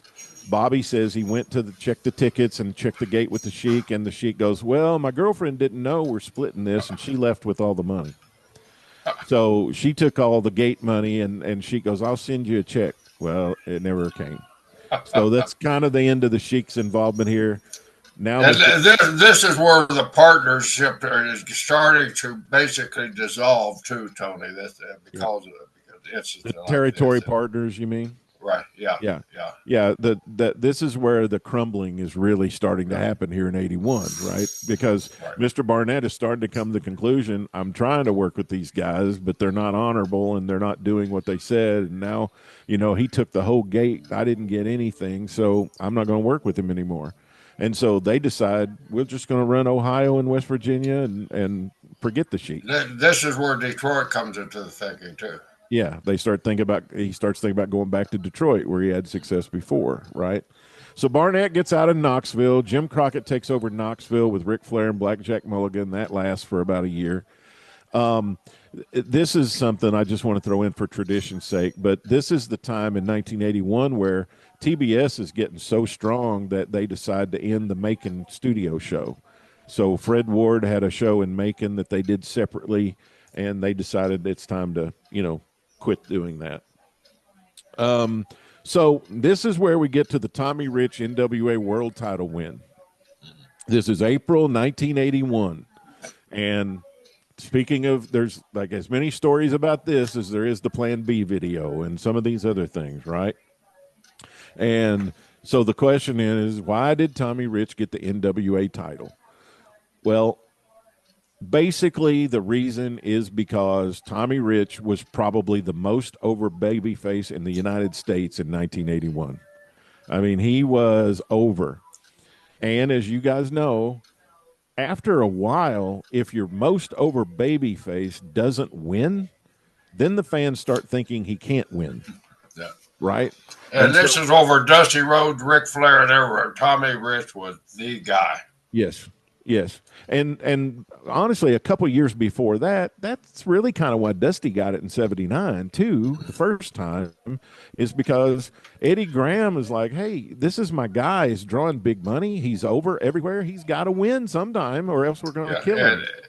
And Eddie was sending him up to New York for all the magazine coverage too. So Dusty was on the cover of all the magazines and working Madison Square Garden. So you're right. So here's three examples of this, right? One is Jerry Lawler. Jerry Jarrett started setting up Jerry Lawler to win the NWA title back in 74.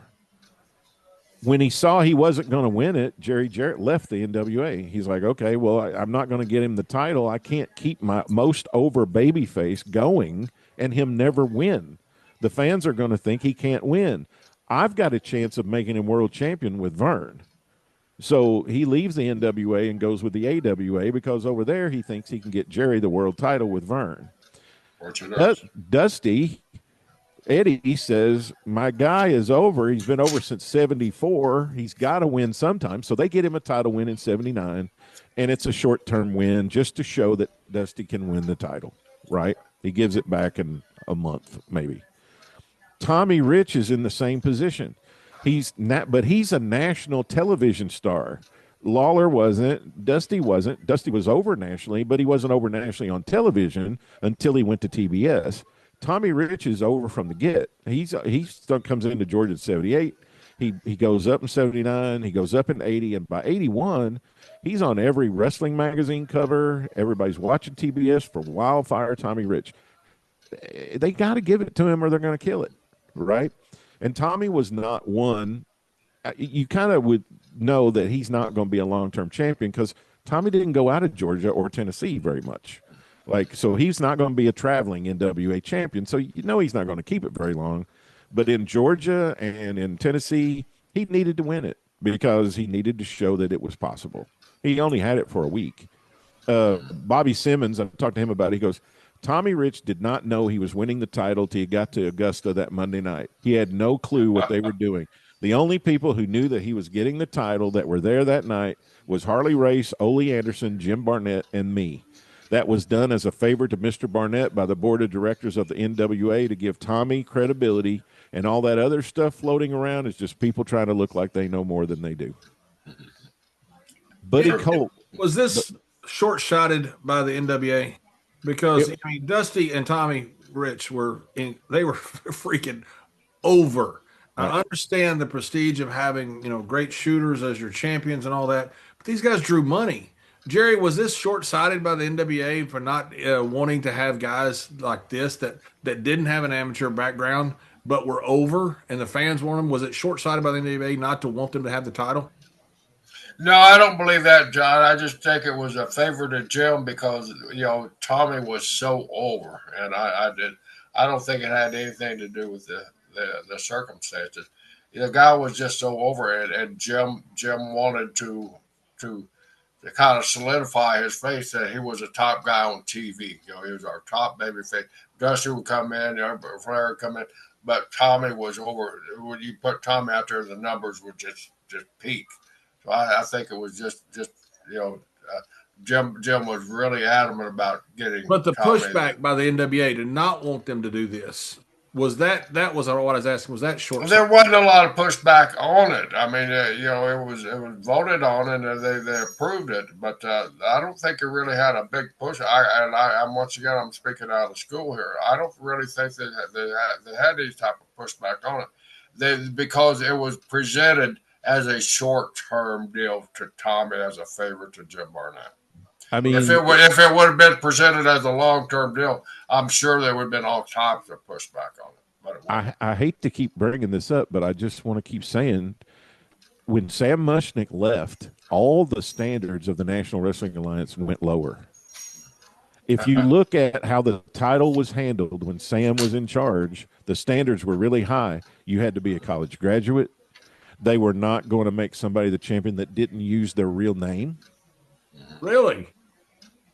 Think about it. You had Luthez, you had Gene Kaniski, you had Dory Funk Jr., you had Jack Briscoe, you had Harley Race. All the champions used their real names. That was something that was really important. Sam was not a gimmick guy. Sam didn't really care for Dusty all that much. Well, Wildfire is actually Tommy's name, isn't it? Yeah. When they come out, there's a Wildfire there. I mean, Sam would not book Dusty in St. Louis. Dusty didn't work St. Louis because Sam did not like the gimmick, and Sam was gone.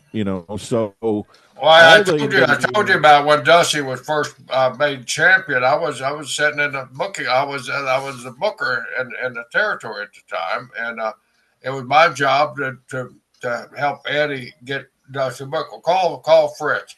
First, I don't want that guy in my territory. He's not a champion to me. And I mean, that hurt Dusty's feelings worse than anything I've ever seen when I've told Dusty any story at all. That hurt him worse than anything. We could not get Dusty booked out of the territory except for Georgia, of course, his partner, and a Crockett out of favor to Eddie would book him. But that was it. If you look at Dusty's run, it was a month or 2 months long. And where did he work? He worked the South because that was the only place that would book him. But he would have drawn, wouldn't he, have, Jerry? What? He would have drawn and he would have got it. He would have drawn anywhere. He was drawn in New York. He was drawn everywhere he went. Dusty was over, man. Dusty was a people magnet, man. He put Dusty there. But the promoters' perception of Dusty Rhodes being their world champion, they, as Tony was saying, that you had certain standards under Sam. And Dusty didn't meet any of the criteria that Sam laid out for a champion. Well, if you think about it, too, this is the beginning of another transition, and that transition is that guys used to ascend to the standard of the NWA title. Now the title's ascending to the personality, which is a totally different thing. And actually, I think it took the title down a little bit in prestige. I thought it did too. I mean, everybody did. All the old timers did.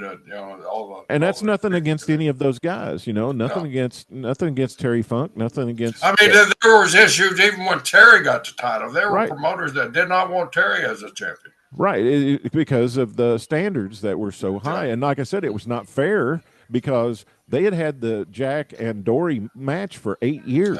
Yeah. And now it was a hard sell, and Jack. Yeah, I don't think it's known, but I don't think it's really talked about a lot. They asked Jack who he would drop it to, but I'm not. I'll drop it to Terry Funk. That was the only guy that Jack wanted to drop it to out of the list of guys that he would present. And based on what was going on with Terry at that time, I'm glad he got it because that helped him. But I think it hurt him too, because it was a hard standard to rise to after Dory Jr. and Jack for all that time from 69 to 70, from 69 to the end of 75. That was the match, around the NWA title. That was the standard. That was the standard. And it was a high standard. I mean, a really high standard. Yeah. So all of this conjecture and talk about Tommy and what he did to get the title and all that, a lot of that came from Jim Wilson's book. And here's a guy that it's amazing a guy like Jim Wilson can put that crap out there and people buy it and without even doing any research on Jim Wilson. And understand who that is. Here's a guy who claimed he's going to win the NWA title, never won the NWA title. He's bitter about it, and he's writing about Tommy Rich. Now that doesn't give you grounds for something being total BS. Yeah. And Jim never had the talent to be in it. He didn't have the talent to be a Georgia champion.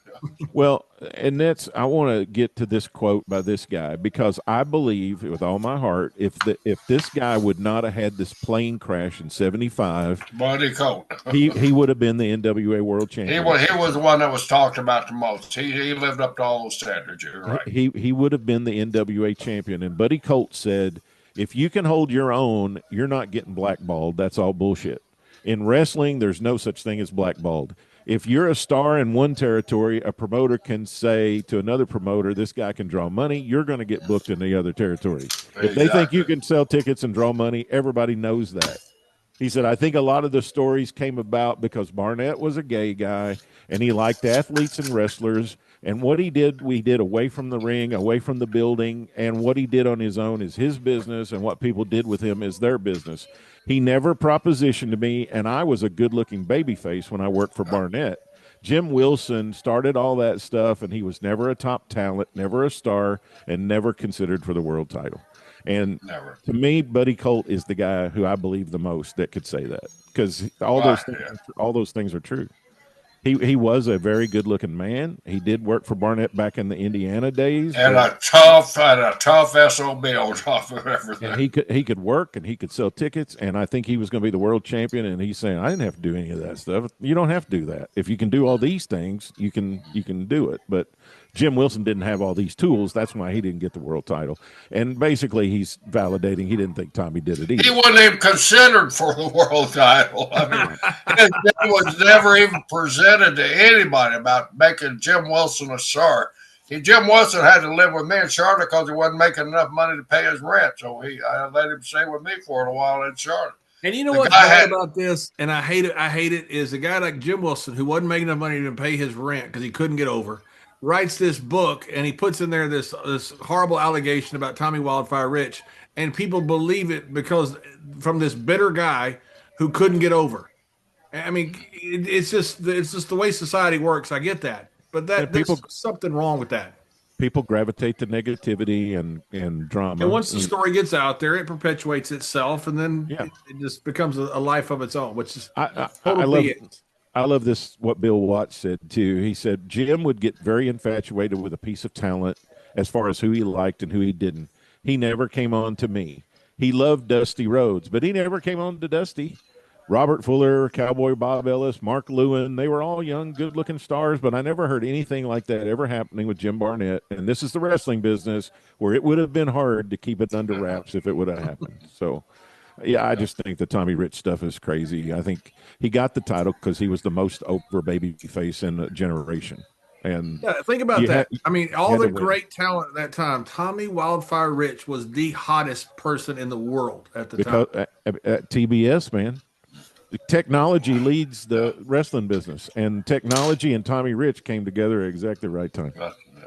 That's why I agree with you about being blackballed. If you can get over, because it's hard to get over. I don't care what territory it is. It's hard to get over. If you can get over, you're not going to get blackballed. Somebody's going to use you. Of course. Now, let's just quickly cover Ted DiBiase. So, in 81, there's 3 people being considered besides Tommy. Dusty Rhodes, who does get the title for another short run here.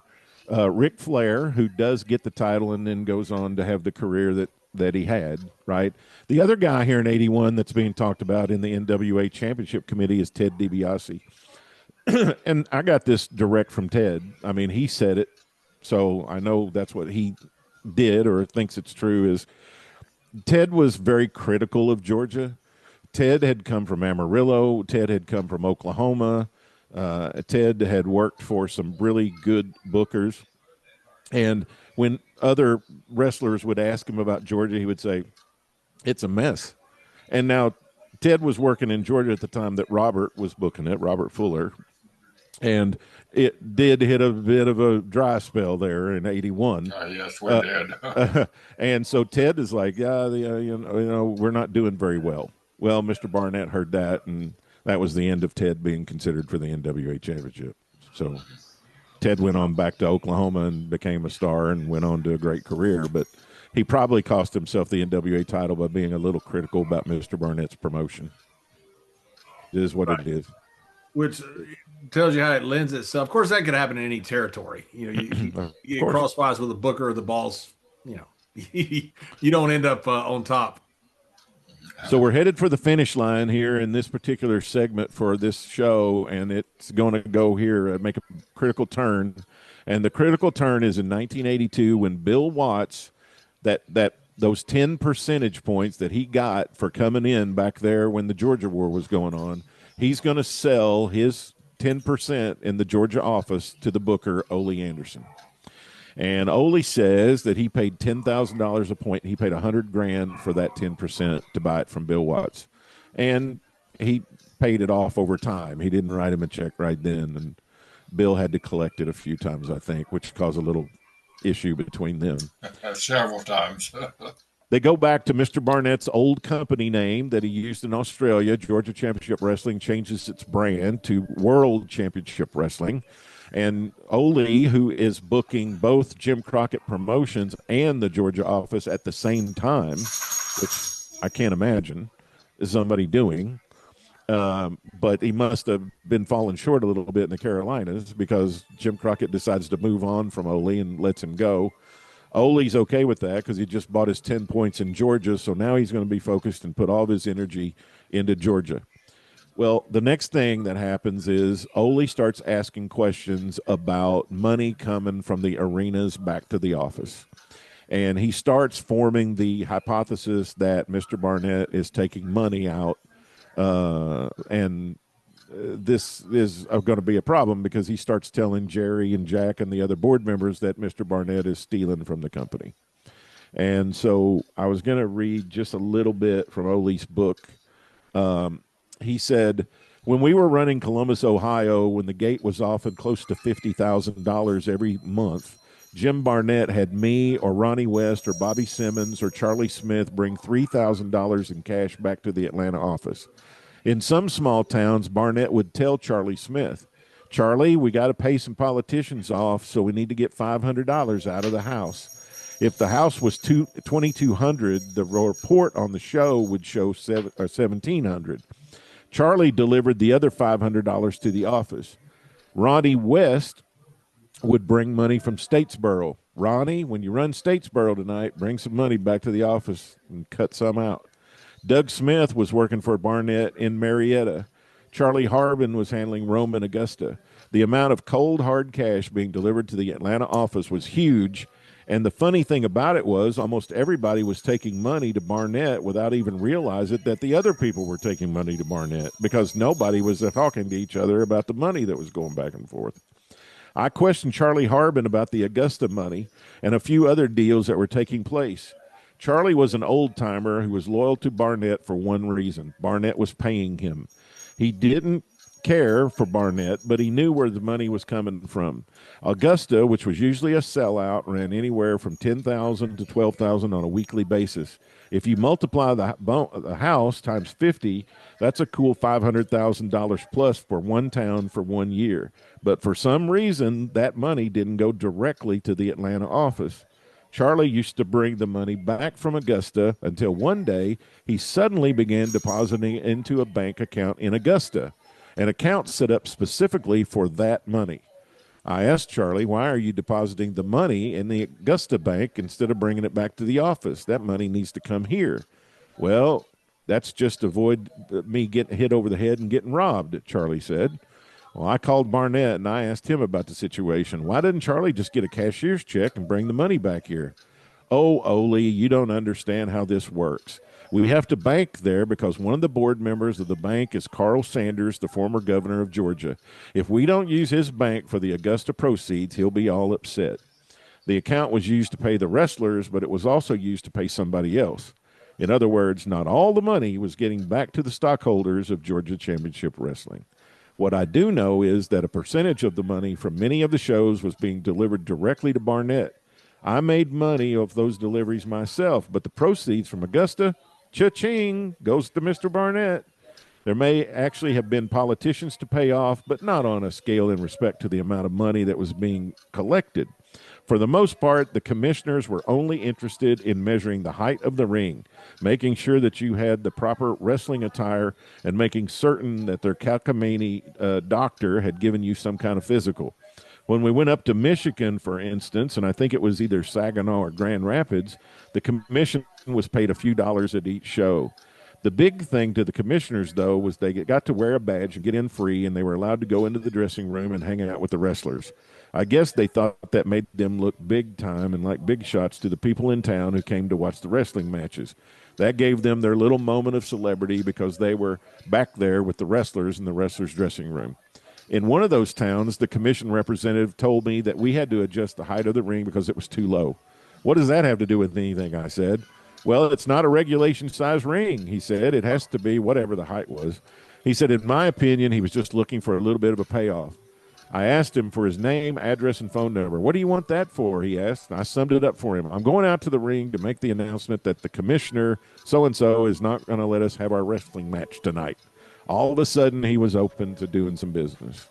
So anyway, this is Ole, summing up why all this money is going back and forth. And a piece of it is going to Barnett, which he claims is he's using it for this relationship money, let's say. But Ole is making the assertion that Mr. Barnett is actually pocketing it. Jerry, did you hear any of that? Hey, yeah, I definitely did. I heard that. That's one of the reasons why I was I kind of quit the ring for a year and I went to work as a local promoter. And I can't speak for Augusta, but I do know Augusta. We weren't getting the regular dates that we wanted in Augustus. So when that happens, the old school promoters, what do? They find a guy that you can get to that can get you the regular dates that you're asking for, right? they go, and how do they convince you? They usually it's a gift of cash, and that's what that's what I can kind of back up that story on Augusta, because the political scene in Augusta was we were getting Bell Auditorium 52 weeks out of the year, 50 weeks out of the year, whatever, where we were missing dates. Jim didn't like missing dates. He figured if you missed a date, it'd throw your programming off, which it did. So we had to make sure we got those dates. And the only way to do it was pay off politicians. That's where Jim's expertise came in, and he found the right politician to pay off. And all of a sudden, we're getting 50 dates a year out of Augusta. But I can only speak for the money that I collected. And we had Tommy Rich on the show, and he was talking about an incident where I got a little inebriated, and I had about $75,000 in cash with me, handcuffed to my wrist, when I wanted to go to a bar. And hey, let's put the briefcase up. So we went up to the hotel, put it in the hotel safe, which was Michael Hayes actually outsmarted me on that one there. But we put the money up. But I'd carry all that money around with me until I could get to a bank the next day and get a banker's check. And what I carried back, I was never asked to carry back cash to anybody. If I had cash, I was directed to pay a certain guy in that town. So that's where the cash on others was short on my end, but all the rest of it was put into a cashier's check. I even got the FBI visit, because like one time I had like $30,000 to me. It's right when that $10,000 rule started happening. If you turn in $10,000, you got to fill out over $10,000. You got to fill out a federal form, stating where you got the money. So I was missing an airplane. I was late getting to the airport. I ran and I deposited that cash into a bank there at the airport, Bank of Columbia in Columbus, Ohio. Deposited it in there, and it was over 10 grand. 4 days later, I get a call. Tell me it's the FBI. Well, I think it's a rib. Okay, well, we'll come and see you. So about a day later, here come 2 FBI agents, all dressed to the max, had their cards and everything, and they want to talk to me about the money that I was carrying around for Georgia. And, I had all the paperwork where I called Jim too, and he'd sent me, he'd wired me up the papers. So the rest of the paperwork were deposited into account and where it came from. Everything was cool. So Ole was right on a lot of it, but Ole didn't really dig in to the political scene of it. He wasn't fuck those guys. Ole would say, it's our money. We don't need that. But Ole, we're not going to get the date. He just didn't understand that style of business. I understood it because of my experience with Eddie and Jim. Now, here's the problem, Jerry, is that Ole has acquired a little bit of power now, and he knows about booking, right? He's a pretty good, decent booker. Yeah. But he thinks that because he can now run the company. He thinks he's business. He thinks he's a good businessman, and instead of a booker and a businessman are two totally different things. That's the reason a lot of the owners of the territory weren't good bookers, because they focused on the business side of it. So Ole needed to focus on that, and I tell Ole that a lot too. That's where the dissension really started coming in. But as for Ole. We were getting dividends during that time too. We're getting dividend checks, and all of a sudden, Ole, I'm going to change everything. Then when Ole finally took his step and ran Jim out, intimidated Jim so bad, Jim went up to Jim's apartment on the fifth or seventh floor of his condo and threatened to throw him off the balcony and steal his artwork from his walls if he didn't sign over right for Ole to start running the territory. And so go ahead, Don. Well, I was just going to say, so then this kind of, what do I want to call it? Ole gets on a mission to try to figure out if Barnett has ever put any money into the company. We know he paid over $250,000, but he paid that to Lester Welch to buy the territory. Ole wants to know if Jim has ever invested any money into the territory. Like, why is he taking money out of the territory? And they can't ever figure that out, right? And I was stockholder for a long time. My brother longer. We were never asked to put money into the territory at any time until Ole took the book. Then all of a sudden our dividends started turning into reverse dividends, which means you're going to have to pay the company money, So who's right and who's wrong on this? The way we saw it was Olie. I mean, we were making money before, whether it was the right amount. That wasn't the point. The point was we were making money. We were getting dividend checks. Then all of a sudden, Olie's controlling the dollars, and he's asking us to put a reverse dividend. While Olie's taking out a booking fee for Michigan, taking out a booking fee for Atlanta, and still getting paid by the Croc. And then plus he's paying himself top worker, which that was the custom of Booker. You can book yourself anywhere on the card and still get main event pay. So he's making all this money and wanting us to finance it. So, Jerry, when you threatened to throw him off the 5th floor, did he get what he wanted? Yeah, he got what he wanted. Jim left and went to defense. Yeah, so wow. Let me just throw this out. For all our watchers and listeners that may not have a lot of business experience, because Olie doesn't, right? So Olie gets obsessed with the debt in the company. Jim Barnett had debt in the company that was on the books, and Olie got obsessed with paying that debt off, which is why he told Jerry and Jack they couldn't have dividends, is that the cash needed to be used to retire the debt. Now, listen, any good businessman knows you always operate with some debt. It just depends on if it's good debt that you've leveraged to grow, or if it's bad debt that's just a bunch of unnecessary. Only considered a bad debt, Tony, because it was Jim's lease on the Rolls Royce, Jim's lease on his condo. We're paying for it. But you know what? We're making money. We're making more damn money than we had before when Jim was in there. But the thing is, though, Jerry, and I've done this through a lot of mergers and acquisitions, you keep guys around and give them jobs if they can grease skids for you, if they're a good relation. I mean, you're dealing with the slickest, most relationship-connected guy in professional wrestling history. You really want to get rid of that guy? Like, wouldn't you want to, isn't some of that headache worth it to keep him around? And it's going to be a huge mistake that Olie makes here. I mean, well, Jerry, you were paying for his lease for his Rolls Royce, paying for his lease for his condo. Talking about Jim Barnett, which is, if that's you're making more money than you ever made before. So if that's baked into what you deem as his payments to him as part of his salary, that's what it is. But you had allegations from Olie and from Mr. Watts that Barnett was skimming. Do you think he was skimming? If he was skimming only from the Omni. And I but not like Olie says he's skimming from almost everywhere. You get 20,000, he takes $1,000. No, you think you get 50, he takes 3. Now I was promoting the most successful towns we had in the Georgia territory, the northern territory, the Michigan and Ohio and West Virginia. I was promoting that. I was in charge of the money. I carried the money in and out. I carried money to pay politicians.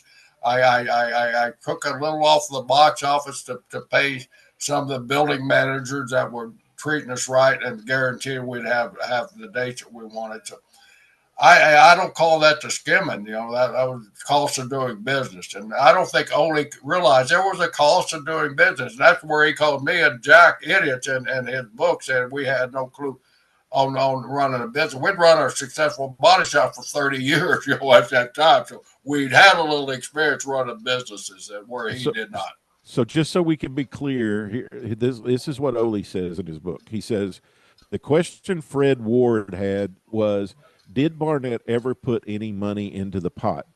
I can't stress it enough when I say that me, Ronnie West, Charlie Smith, Bobby Simmons, Charlie Harbin, who knows who else, were delivering a lot of money to Barnett from the towns. I can't swear to what that money was being used for. Supposedly, it was being used to pay off politicians, commissioners, or whoever. What I do wonder is if it ever made its way into the corporate accounts or if the stockholders ever received any part of the money. I do know that people used to ask me years later why Barnett was given such free reign over the corporate cash. The answer is simply nobody was going to ask Jim Barnett because they all saw him as a multimillionaire and our boss. Nobody had the guts to even question him about anything. He was able to run the company any way he wanted to run it. In addition, neither the NWA nor Georgia Championship Wrestling had any system of check and balance. Fred Ward once told me Barnett has created one of the best gimmicks ever in the wrestling business. The shareholders were a loose-knit group of former wrestlers. Jack and Jerry Briscoe, Bill Watts, Tim Woods, Jim Oates, Paul Jones, Ralph Freed, Gene Anderson. They all let Barnett run the business. That being the case, nobody ever questioned Barnett about the financial transactions that he was making in the company. So he's not really saying that he did, but he's saying, I don't know what he did, and I wonder what he did. Yeah, well, so like I said, he's making an allegation that he has no proof. Right. So at this point, he goes to Jared, he goes to Jack and everybody, and he tells them, we got to get rid of Barnett. Like, I want to get rid of him, and I want to run the company. I want to be the president. Now that's in, and let me throw a check mark in here. That's in Baltimore, Maryland, where they first went to Jack, where Jack was up there working against Flair, and we run a big show, big sellout event and everything. That's when Jack finally said, Olie, we're not making any money with you. We're making money with Jim. How are you going to make us money? And by the way, if you're so unhappy with us as business partners, you want more stock and more majority, you can buy us out. That's when the offer was first made to sell during this time frame here, to sell our stock in the territory. So Olie says, in the last week of December 1982, Ralph Freed and I went over to Barnett's apartment. I did all the talking, and Ralph acted like he didn't even know what was going on. I laid it out to Barnett in simple terms. You owe me $20,000, and I want it. The company owes a lot of money, too, because you're running the company into the toilet. We had serious debt. This is why I say he got obsessed with the debt, right? He says, we have serious debt. The company owed a lot of money on television stations, newspapers, and radio stations.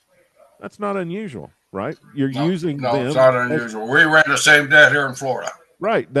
Olie sounds like a complete idiot.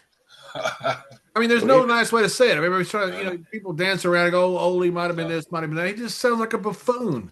And comes in there, he's a booker. He runs the place in the ground, and he thinks now he should take Jim Barnett's place, who's printed money everywhere he's been. And John, at this time, the territory's starting to go down because Olie's starting to pitch his pennies in his way. We're not paying the talent that we used to have coming in. So the talent, of course, is not wanting to come into Georgia anymore. Even though we got the national TV, they're not wanting to come in because they know they're getting shorted on. Well, that's Olie's method of trying to build the territory. It's taken away from the talent. You can't take away from the talent. Right. Whereas Mr. Barnett was not concerned with the Walmart discount. He was just go and do everything first class, right?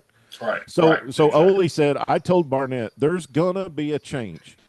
We're going to call for a stockholder meeting, and there's going to be a vote. I'm going to be elected chairman and president of Georgia Championship Wrestling, and I'm going to run this company. You can tell people anything you want to tell them because I'm not going to tell anybody other than our stockholders. You can tell everybody you're the president of Georgia Championship Wrestling. You can tell them you're the chief executive officer. You can tell them whatever you want. I don't care what you tell them. The only thing you won't be able to do is write a check or have any access to money. You got millions of dollars, so you can live on those millions of dollars. Right now, we need every single – this is why I think he's obsessed with it, right? He says, right now, we need every single dollar we can lay our hands on in order for Georgia Championship Wrestling to survive. That probably wasn't the case. I think he just got obsessed, as a lot of business managers will do. They get fixated on certain things, and sometimes they're the wrong things. He says that's exactly how – look at it. If Olie takes over and business is here, debt that is here is easy to handle. But then if business goes down to here because he's a shitty booker, now all of a sudden that debt is harder to handle. He knows that. And that debt is rising too at the time when this is dropping. That debt's going up. Right. And so it's a progression in the wrong way on everything because he's a terrible manager. Yes, that's what I was going to say. I don't know that he was a terrible booker, but he was not the best manager. Right. No. And that's affecting the crowds and the talent and everybody, because you wouldn't work for Olie because you loved him. You'd work for him because he paid you. Right. And if he's not going to pay you, then that's going to affect your talent roster. So he goes, that's exactly how it all went down. Barnett didn't like it, of course. I don't know if my final statement had anything to do with his decision. It may have played a small part. You don't have to accept these terms, but if you don't, I'm going to dump you over your balcony railing. Of course, at the time, I was just kidding, but now years later, I wonder why I didn't go ahead and do it. When the afternoon of the meeting rolled around, the stockholders were all aware of the situation.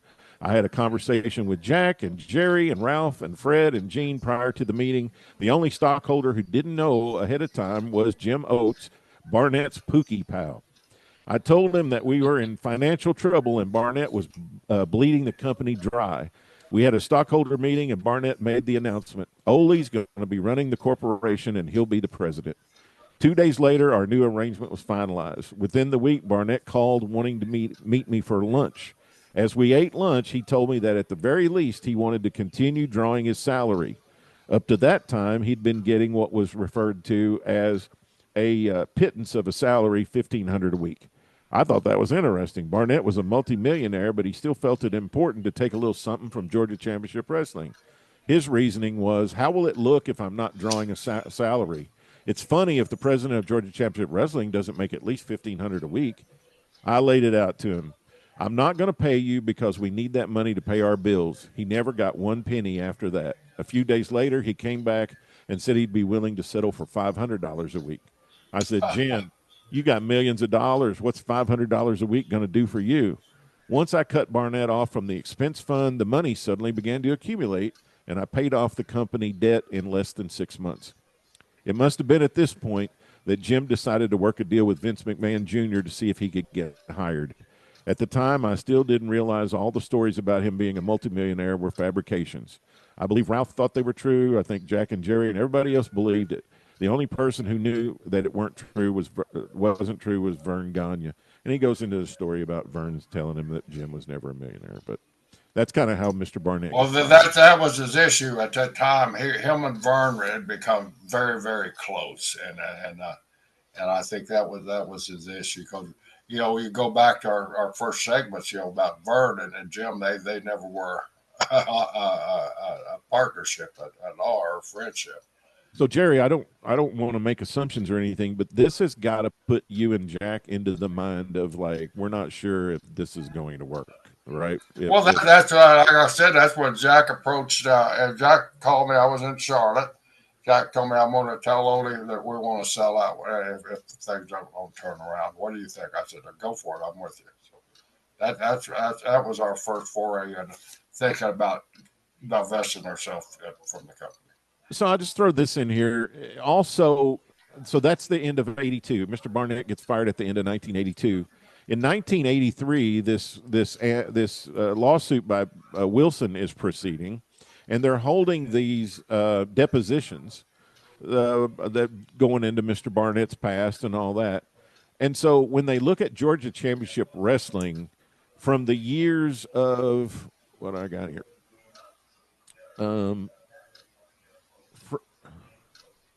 73 to 79, it runs a 50% profit margin, according to the financial records.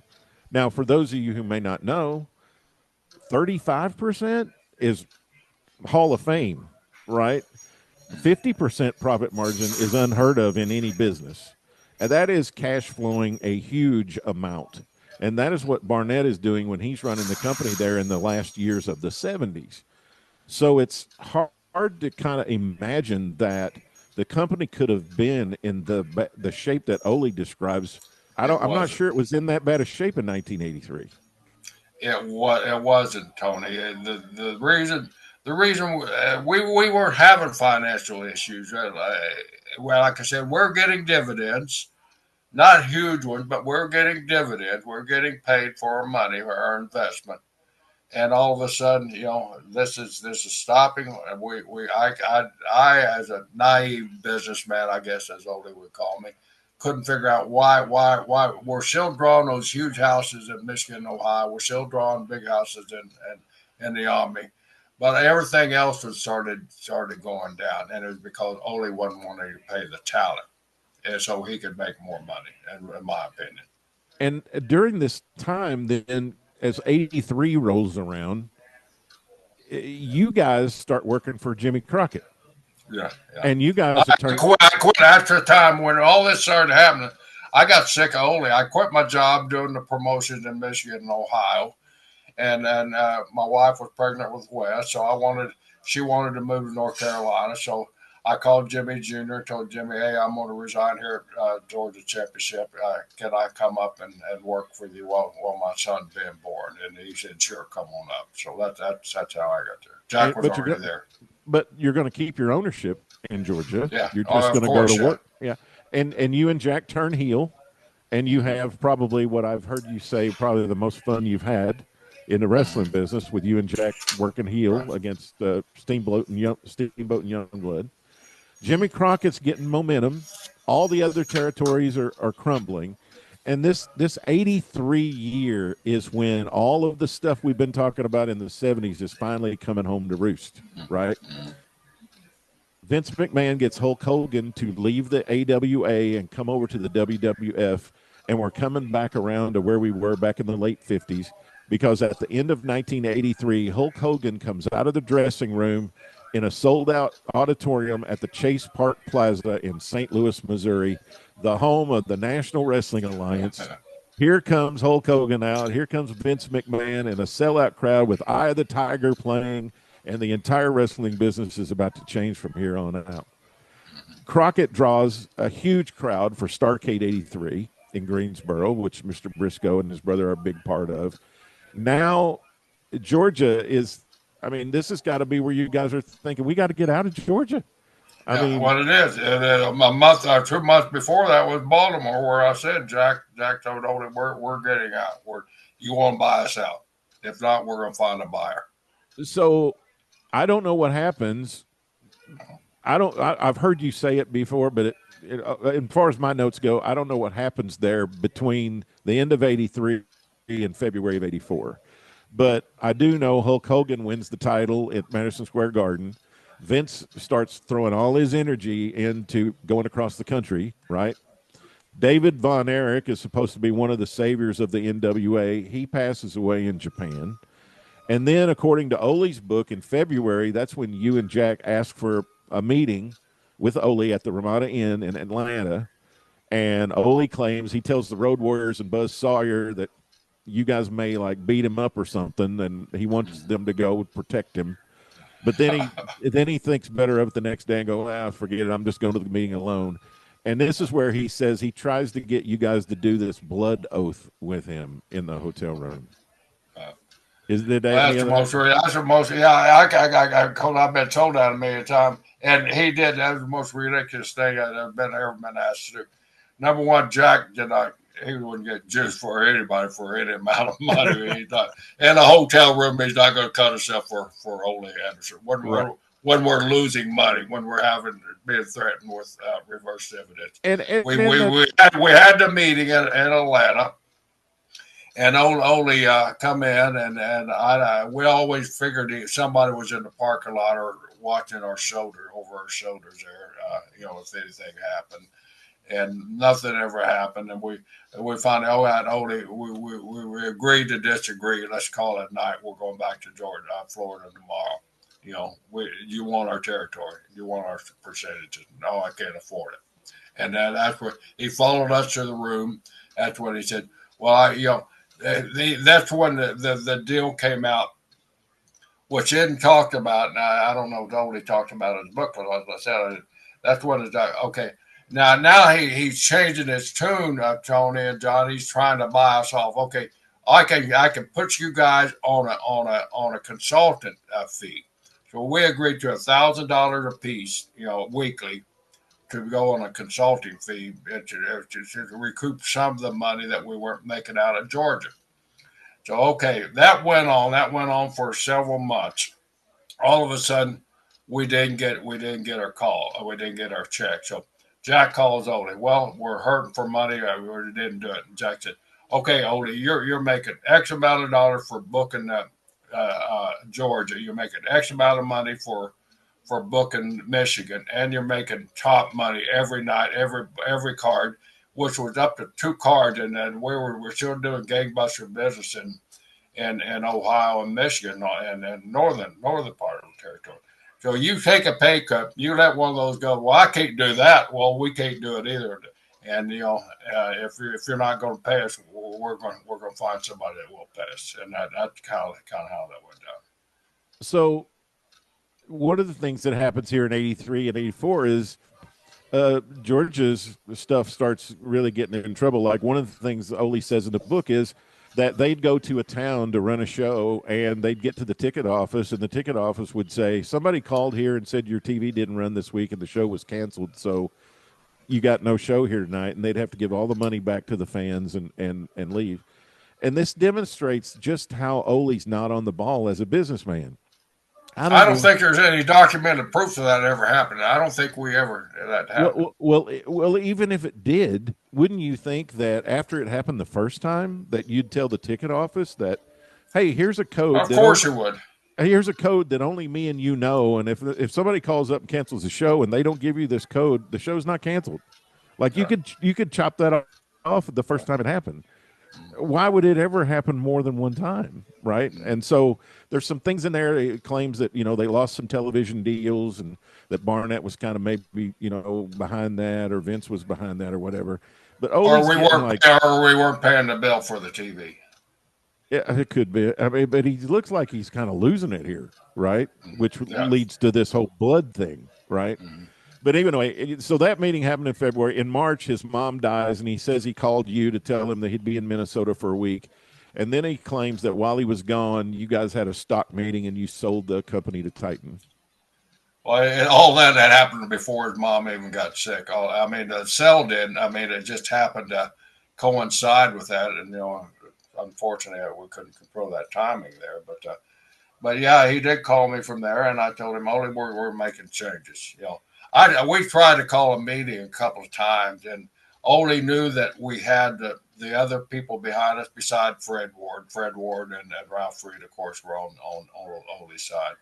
But we always had. So we tried to call a meeting, and we screwed up one time because we didn't. When our stockholders, you have to put a purpose of the meeting. We did not state the purpose of the meeting because we didn't want we're coming to vote Ole out. Yeah, right.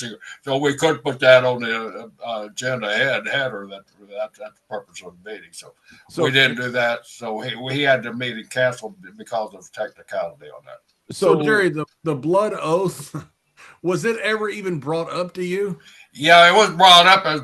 And only nobody had a blade, back there. It was all disposal. Nobody had a blade, So, but Jack said, "Only I ain't cutting it." And I said, "This is. I'm not 12 years old. I'm not going to make a blood brother."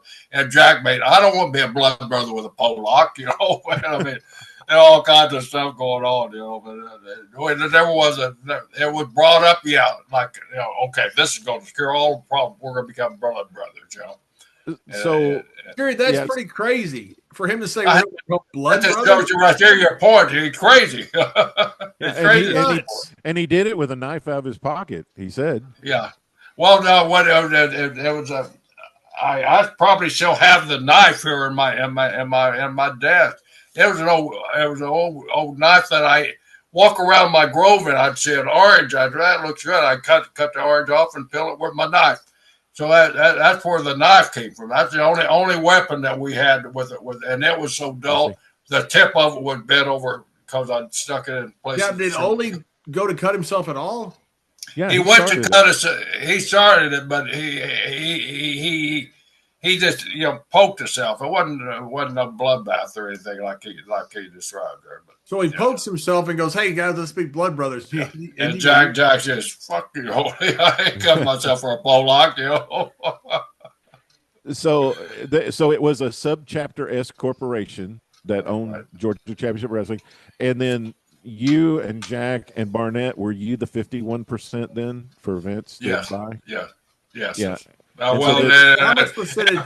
Paul Jones, the old Paul Jones. We had to make sure Paul Jones was the swing vote, and Paul was getting up there in years. But his wife is I remember her name, but they really adored Jack and I because once again we're college athletes, and that was the old school mentality. We're college athletes, and Jack was a handsome guy, and she liked the Brisco brothers.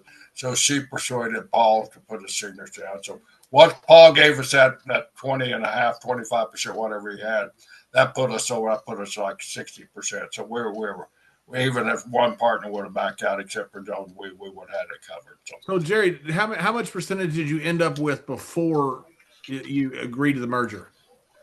How many points did I have personally? No. The total amount of the aggregate amount of everybody that agreed to the merger. 67%, and I can't put it exact. I can't remember. I think maybe 63.5%, something like that. Yeah, which is more than enough. Right, and then so you guys got bought out, but the minority shareholders didn't. But they got bought out too. Vince bought everybody out. Except Olie, because Olie refused to sell. Everybody except Olie and Ralph Reed. They held out. They eventually got bought. They eventually got bought because they had no choice. Yeah, right. The legal team told them, "Hey, you got to sell or you'll never see a penny." So this is where you're seeing a penny. Let me ask you this: when you're buying a wrestling company, you're not buying a lot. What do you buy? What are you buying? I've asked that question several times. What do you buy when you buy a wrestling company? And we explained to Vince, our contract with Ted Turner, we don't know if he's going to honor that with you, and Vince knew that going in. Well, that's what I was going to ask you. Of the assets of the company that were being bought, was the television contract the most valuable asset? That was the asset that Vince was looking for. He wasn't looking for a ring truck. He wasn't looking for a ring. He wasn't looking for a microphone. He had all that stuff. Did he get the contract with the Omni too? Yeah. Everything, all existing contracts with the Vince. Okay. Hey, but Jerry, going back to the mindset of Vince, now he had just bought also USA Network, the contract with Joe Blanchard, right? Mm-hmm. Yeah, right. The 83 the year before. Yeah, so he's buying up the national contracts. Yeah. He's buying up. Yeah. Yes. There's two national contracts, and Vince now owns both of them. Yes. Both of them. Yeah. And so July 7th, 1984, the final episode of World Championship Wrestling aired on TBS. And according to Olie, the buyout contracts were finalized that next week on July 11th. And then on July 14th, that's what we now call Black Saturday, where the wrestling fans tuned in. I remember exactly where I was that day. I remember tuning in. I lived in an old house in downtown Paducah, and I loved to tune in to the Georgia show, and I tuned in that day, and it was a WWF show. And I'm like, what is going on? Where's Gordon Soley? And it was Freddie Miller, who was on the show all the time. He was a staple, and he introduced Vince. And then Vince comes on and tells us that he's, got the show. And it was I'll never forget it. I'll never forget seeing it. It was a very important date in wrestling history.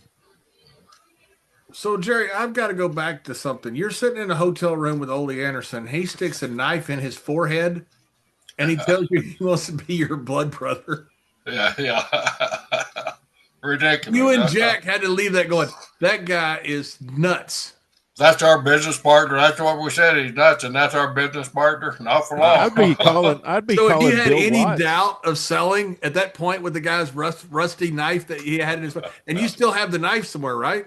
Yeah, I got it in my desk back there. I guarantee you. How'd you keep the knife? I just put it in my bag. I mean, I carry, like I said, I back in those days you didn't have TSA, so I kept that little knife to chop up things. How did you become blood brothers if you want to? Yeah. How did you keep the knife? Have you seen his shed?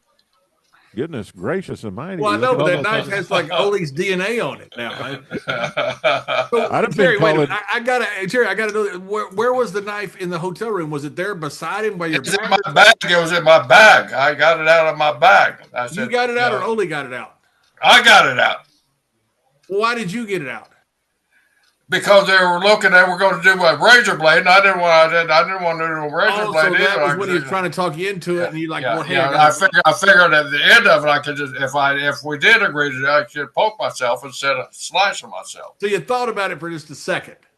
I really did. I just said, I got a knife. I'm drunk too. I mean, we're all drunk. Olie's drunk. I'm drunk. Jack's drunk. We're all drunk. It's a scene. It's a scene that a movie couldn't even reproduce. Nobody would believe it. What? Nobody would believe it. No, nobody did. Nobody still believes it. Well, you know what I thought was funny, Jerry, is that night we were in the bar in St. Louis here a couple of weeks ago. You were telling me the story about how you fell out with Fred Ward because he wanted you to get juice and you didn't want to. Right. And Yeah. I'm sitting there thinking, Ole knows this. Like, why would he think you would ever do that? I know, exactly. It's funny. It's crazy. That's a very valuable shed treasure. Yeah, it is. That's probably That's the one most. That's one of the nuttiest stories in wrestling history, and you've got the prop. Yes. Yeah. You called Bill Watcher, Oklahoma buddy. I'd have been calling him up going, what did you do this for? Look at what you got us into here. You sold your points to Oie Anderson. He's wanting to cut us in the head. And that was so important there. I mean, we didn't touch on that. Those 10 points here was the make or break. Only sued, of course, saying we couldn't do it. We're selling the stock illegal. So we had deposition times and where we had to all come in. How did you get your stock? How did you get your stock? And all this stuff. Where did okay? All right. How did Ole get his stock? Honestly, we didn't even know Ole was a 10%er until later on, until after the fact. We didn't know Watts had sold out. So here's the deal. So Ole sues us trying to stop the sell because we did not, and our lawyer, John Taylor, who ended up Ric Flair's lawyer, who ended up a big wrestling attorney for years and years and years until he passed away. John said, Ole, you bought stock. In the stockholders' agreement, there is a clause in there. Before a stockholder can sell his stock to anybody on the outside, it's got to be offered to the insiders first. Yeah, I don't know if that's standard in the business world, but that's how it was stated. Usually the buy sell says something like that. Okay. So Jack had covered our ass in Baltimore months and months before when he told Odie, you can buy us out if you want to. We'd gone to Crockett, we'd gone to Murnix, we'd gone to several other people, even Jim Barnett to give him more stock and more control. And Jim Oates with John, all the existing, all except for Ole, and Jack had offered Ole there at the beginning. I think we even called Watts, and Watts said, no, I don't want to buy it. So we'd offered everybody on the inside. When Watts sold the stock, he didn't offer it to anybody else except Ole. I didn't, and up until a few years ago, I didn't know Gene Anderson had stock in the company. I did not know that because in all the paperwork there's nothing that lists Gene Anderson as a stockholder in the company there. Where he got his from, I don't know. So, but that's what saved us. That 10% that Watts had, he made a decision to sell with Ole without consulting any of the stockholders because I probably would have bought it myself at that time. It set a legal precedent for you to sell your stock without approval. Yeah. And so when that was brought out that that Bill did not go to any other stockholder, they dropped the charges because there's no evidence that he did. So that's why that 10% is what saved us. Because they couldn't stop you from selling yours without approval because it had already been done. Yeah. Ole had already done it with Bill Watts. Well, we didn't need approval. All we had to do was offer it to other stockholders, which we did that. Yeah. So even if they turn you down after the offer, you're still okay to proceed. Yeah. You can still go on and sell to somebody else if they've turned you down, right? Right. Yeah, exactly. Yeah. Well, we've got one more show to do to wrap up Mr. Barnett's life, and it's going to be crazy. But did Jimmy Crockett make a mistake there because he could have bought that for $100,000 less if he'd have bought it from you than buying it from Vince? Most likely, yeah. And Jimmy would have bought it at the time because Starrcade had just happened. Crockett, Mid-Atlantic was probably the hottest territory in the country, hotter than Georgia at the time, and we were rolling there. So Vince paid you guys $900,000. Is that right? Yes, sir. And plus on top of it, Tony and Ole said, well, they sold out for this a month. They were super when it turned into $15 million. Well, now it's turned to $1 billion too. Who could have that division? But I guess what I was thinking is you offered it to Jimmy and he turned it down. Right. Would you have sold it to Jimmy for less than $900,000? No, we were asking a little bit more when we were asking more for a purpose because we knew that Jimmy had a limit. And well, the reason I was asking is that Jimmy's going to turn around and pay for the same thing for $1 million. Yeah. Well, wait a minute, Jerry. You were asking. You had a purpose. You didn't want Crockett to buy it. No, we did the purpose was we knew we had to ask. We asked our stockholder. Okay, the other stockholders would do it. So, okay, now we can go outside after we make the presentation to the existing stockholder, right? We can go outside our circle now. So Jimmy Crockett had a relationship with Olie. He hired him as booker and all that. So we figured Jimmy would be the one. So Jimmy called Olie. Briscoes have offered me the stock. What do you think? Well, they're asking too much. It's way overpriced. We're losing money, blah, blah, blah, blah. So Jimmy even told, I called Olie and Olie said, you guys are asking too much money for it. How much did you ask Crockett for? Do you remember? Well, a little bit over $1 million. Over $1 million. Yeah. Okay, so he couldn't have bought it for less then. No. And so then we went to Elliot Murdoch, who was Crockett's right-hand guy in Virginia and a couple other territories that he was doing. And he called Olie. They called Olie too, and Olie told him, those guys are trying to screw you. It's not worth that much. Here's a guy running down his own company that he's running, right? Right. Were you guys thinking that you were, after Jimmy turned you down, did you think you were going to be better off by selling? No, we thought we were in trouble. That was our mindset. We thought we were in trouble. That's what I wondered. It doesn't make much sense what Olie was doing, Jerry, because here's a guy who's running his own business now. Makes no sense. He knows that you guys don't like him. He doesn't like you. And now he's going to be stuck with a business partner. It seems like he would want this thing sold. Yeah, instead of downgrading us and everything. Yeah, exactly. But that's Olie. Right.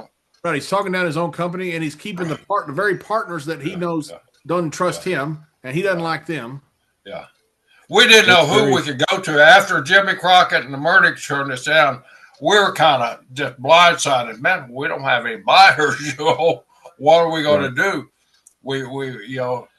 Now this is even pre getting all the stock together, so we had the majority. So we weren't thinking far enough ahead that we could go to Paul Jones and get the majority stock and actually do a takeover of the company.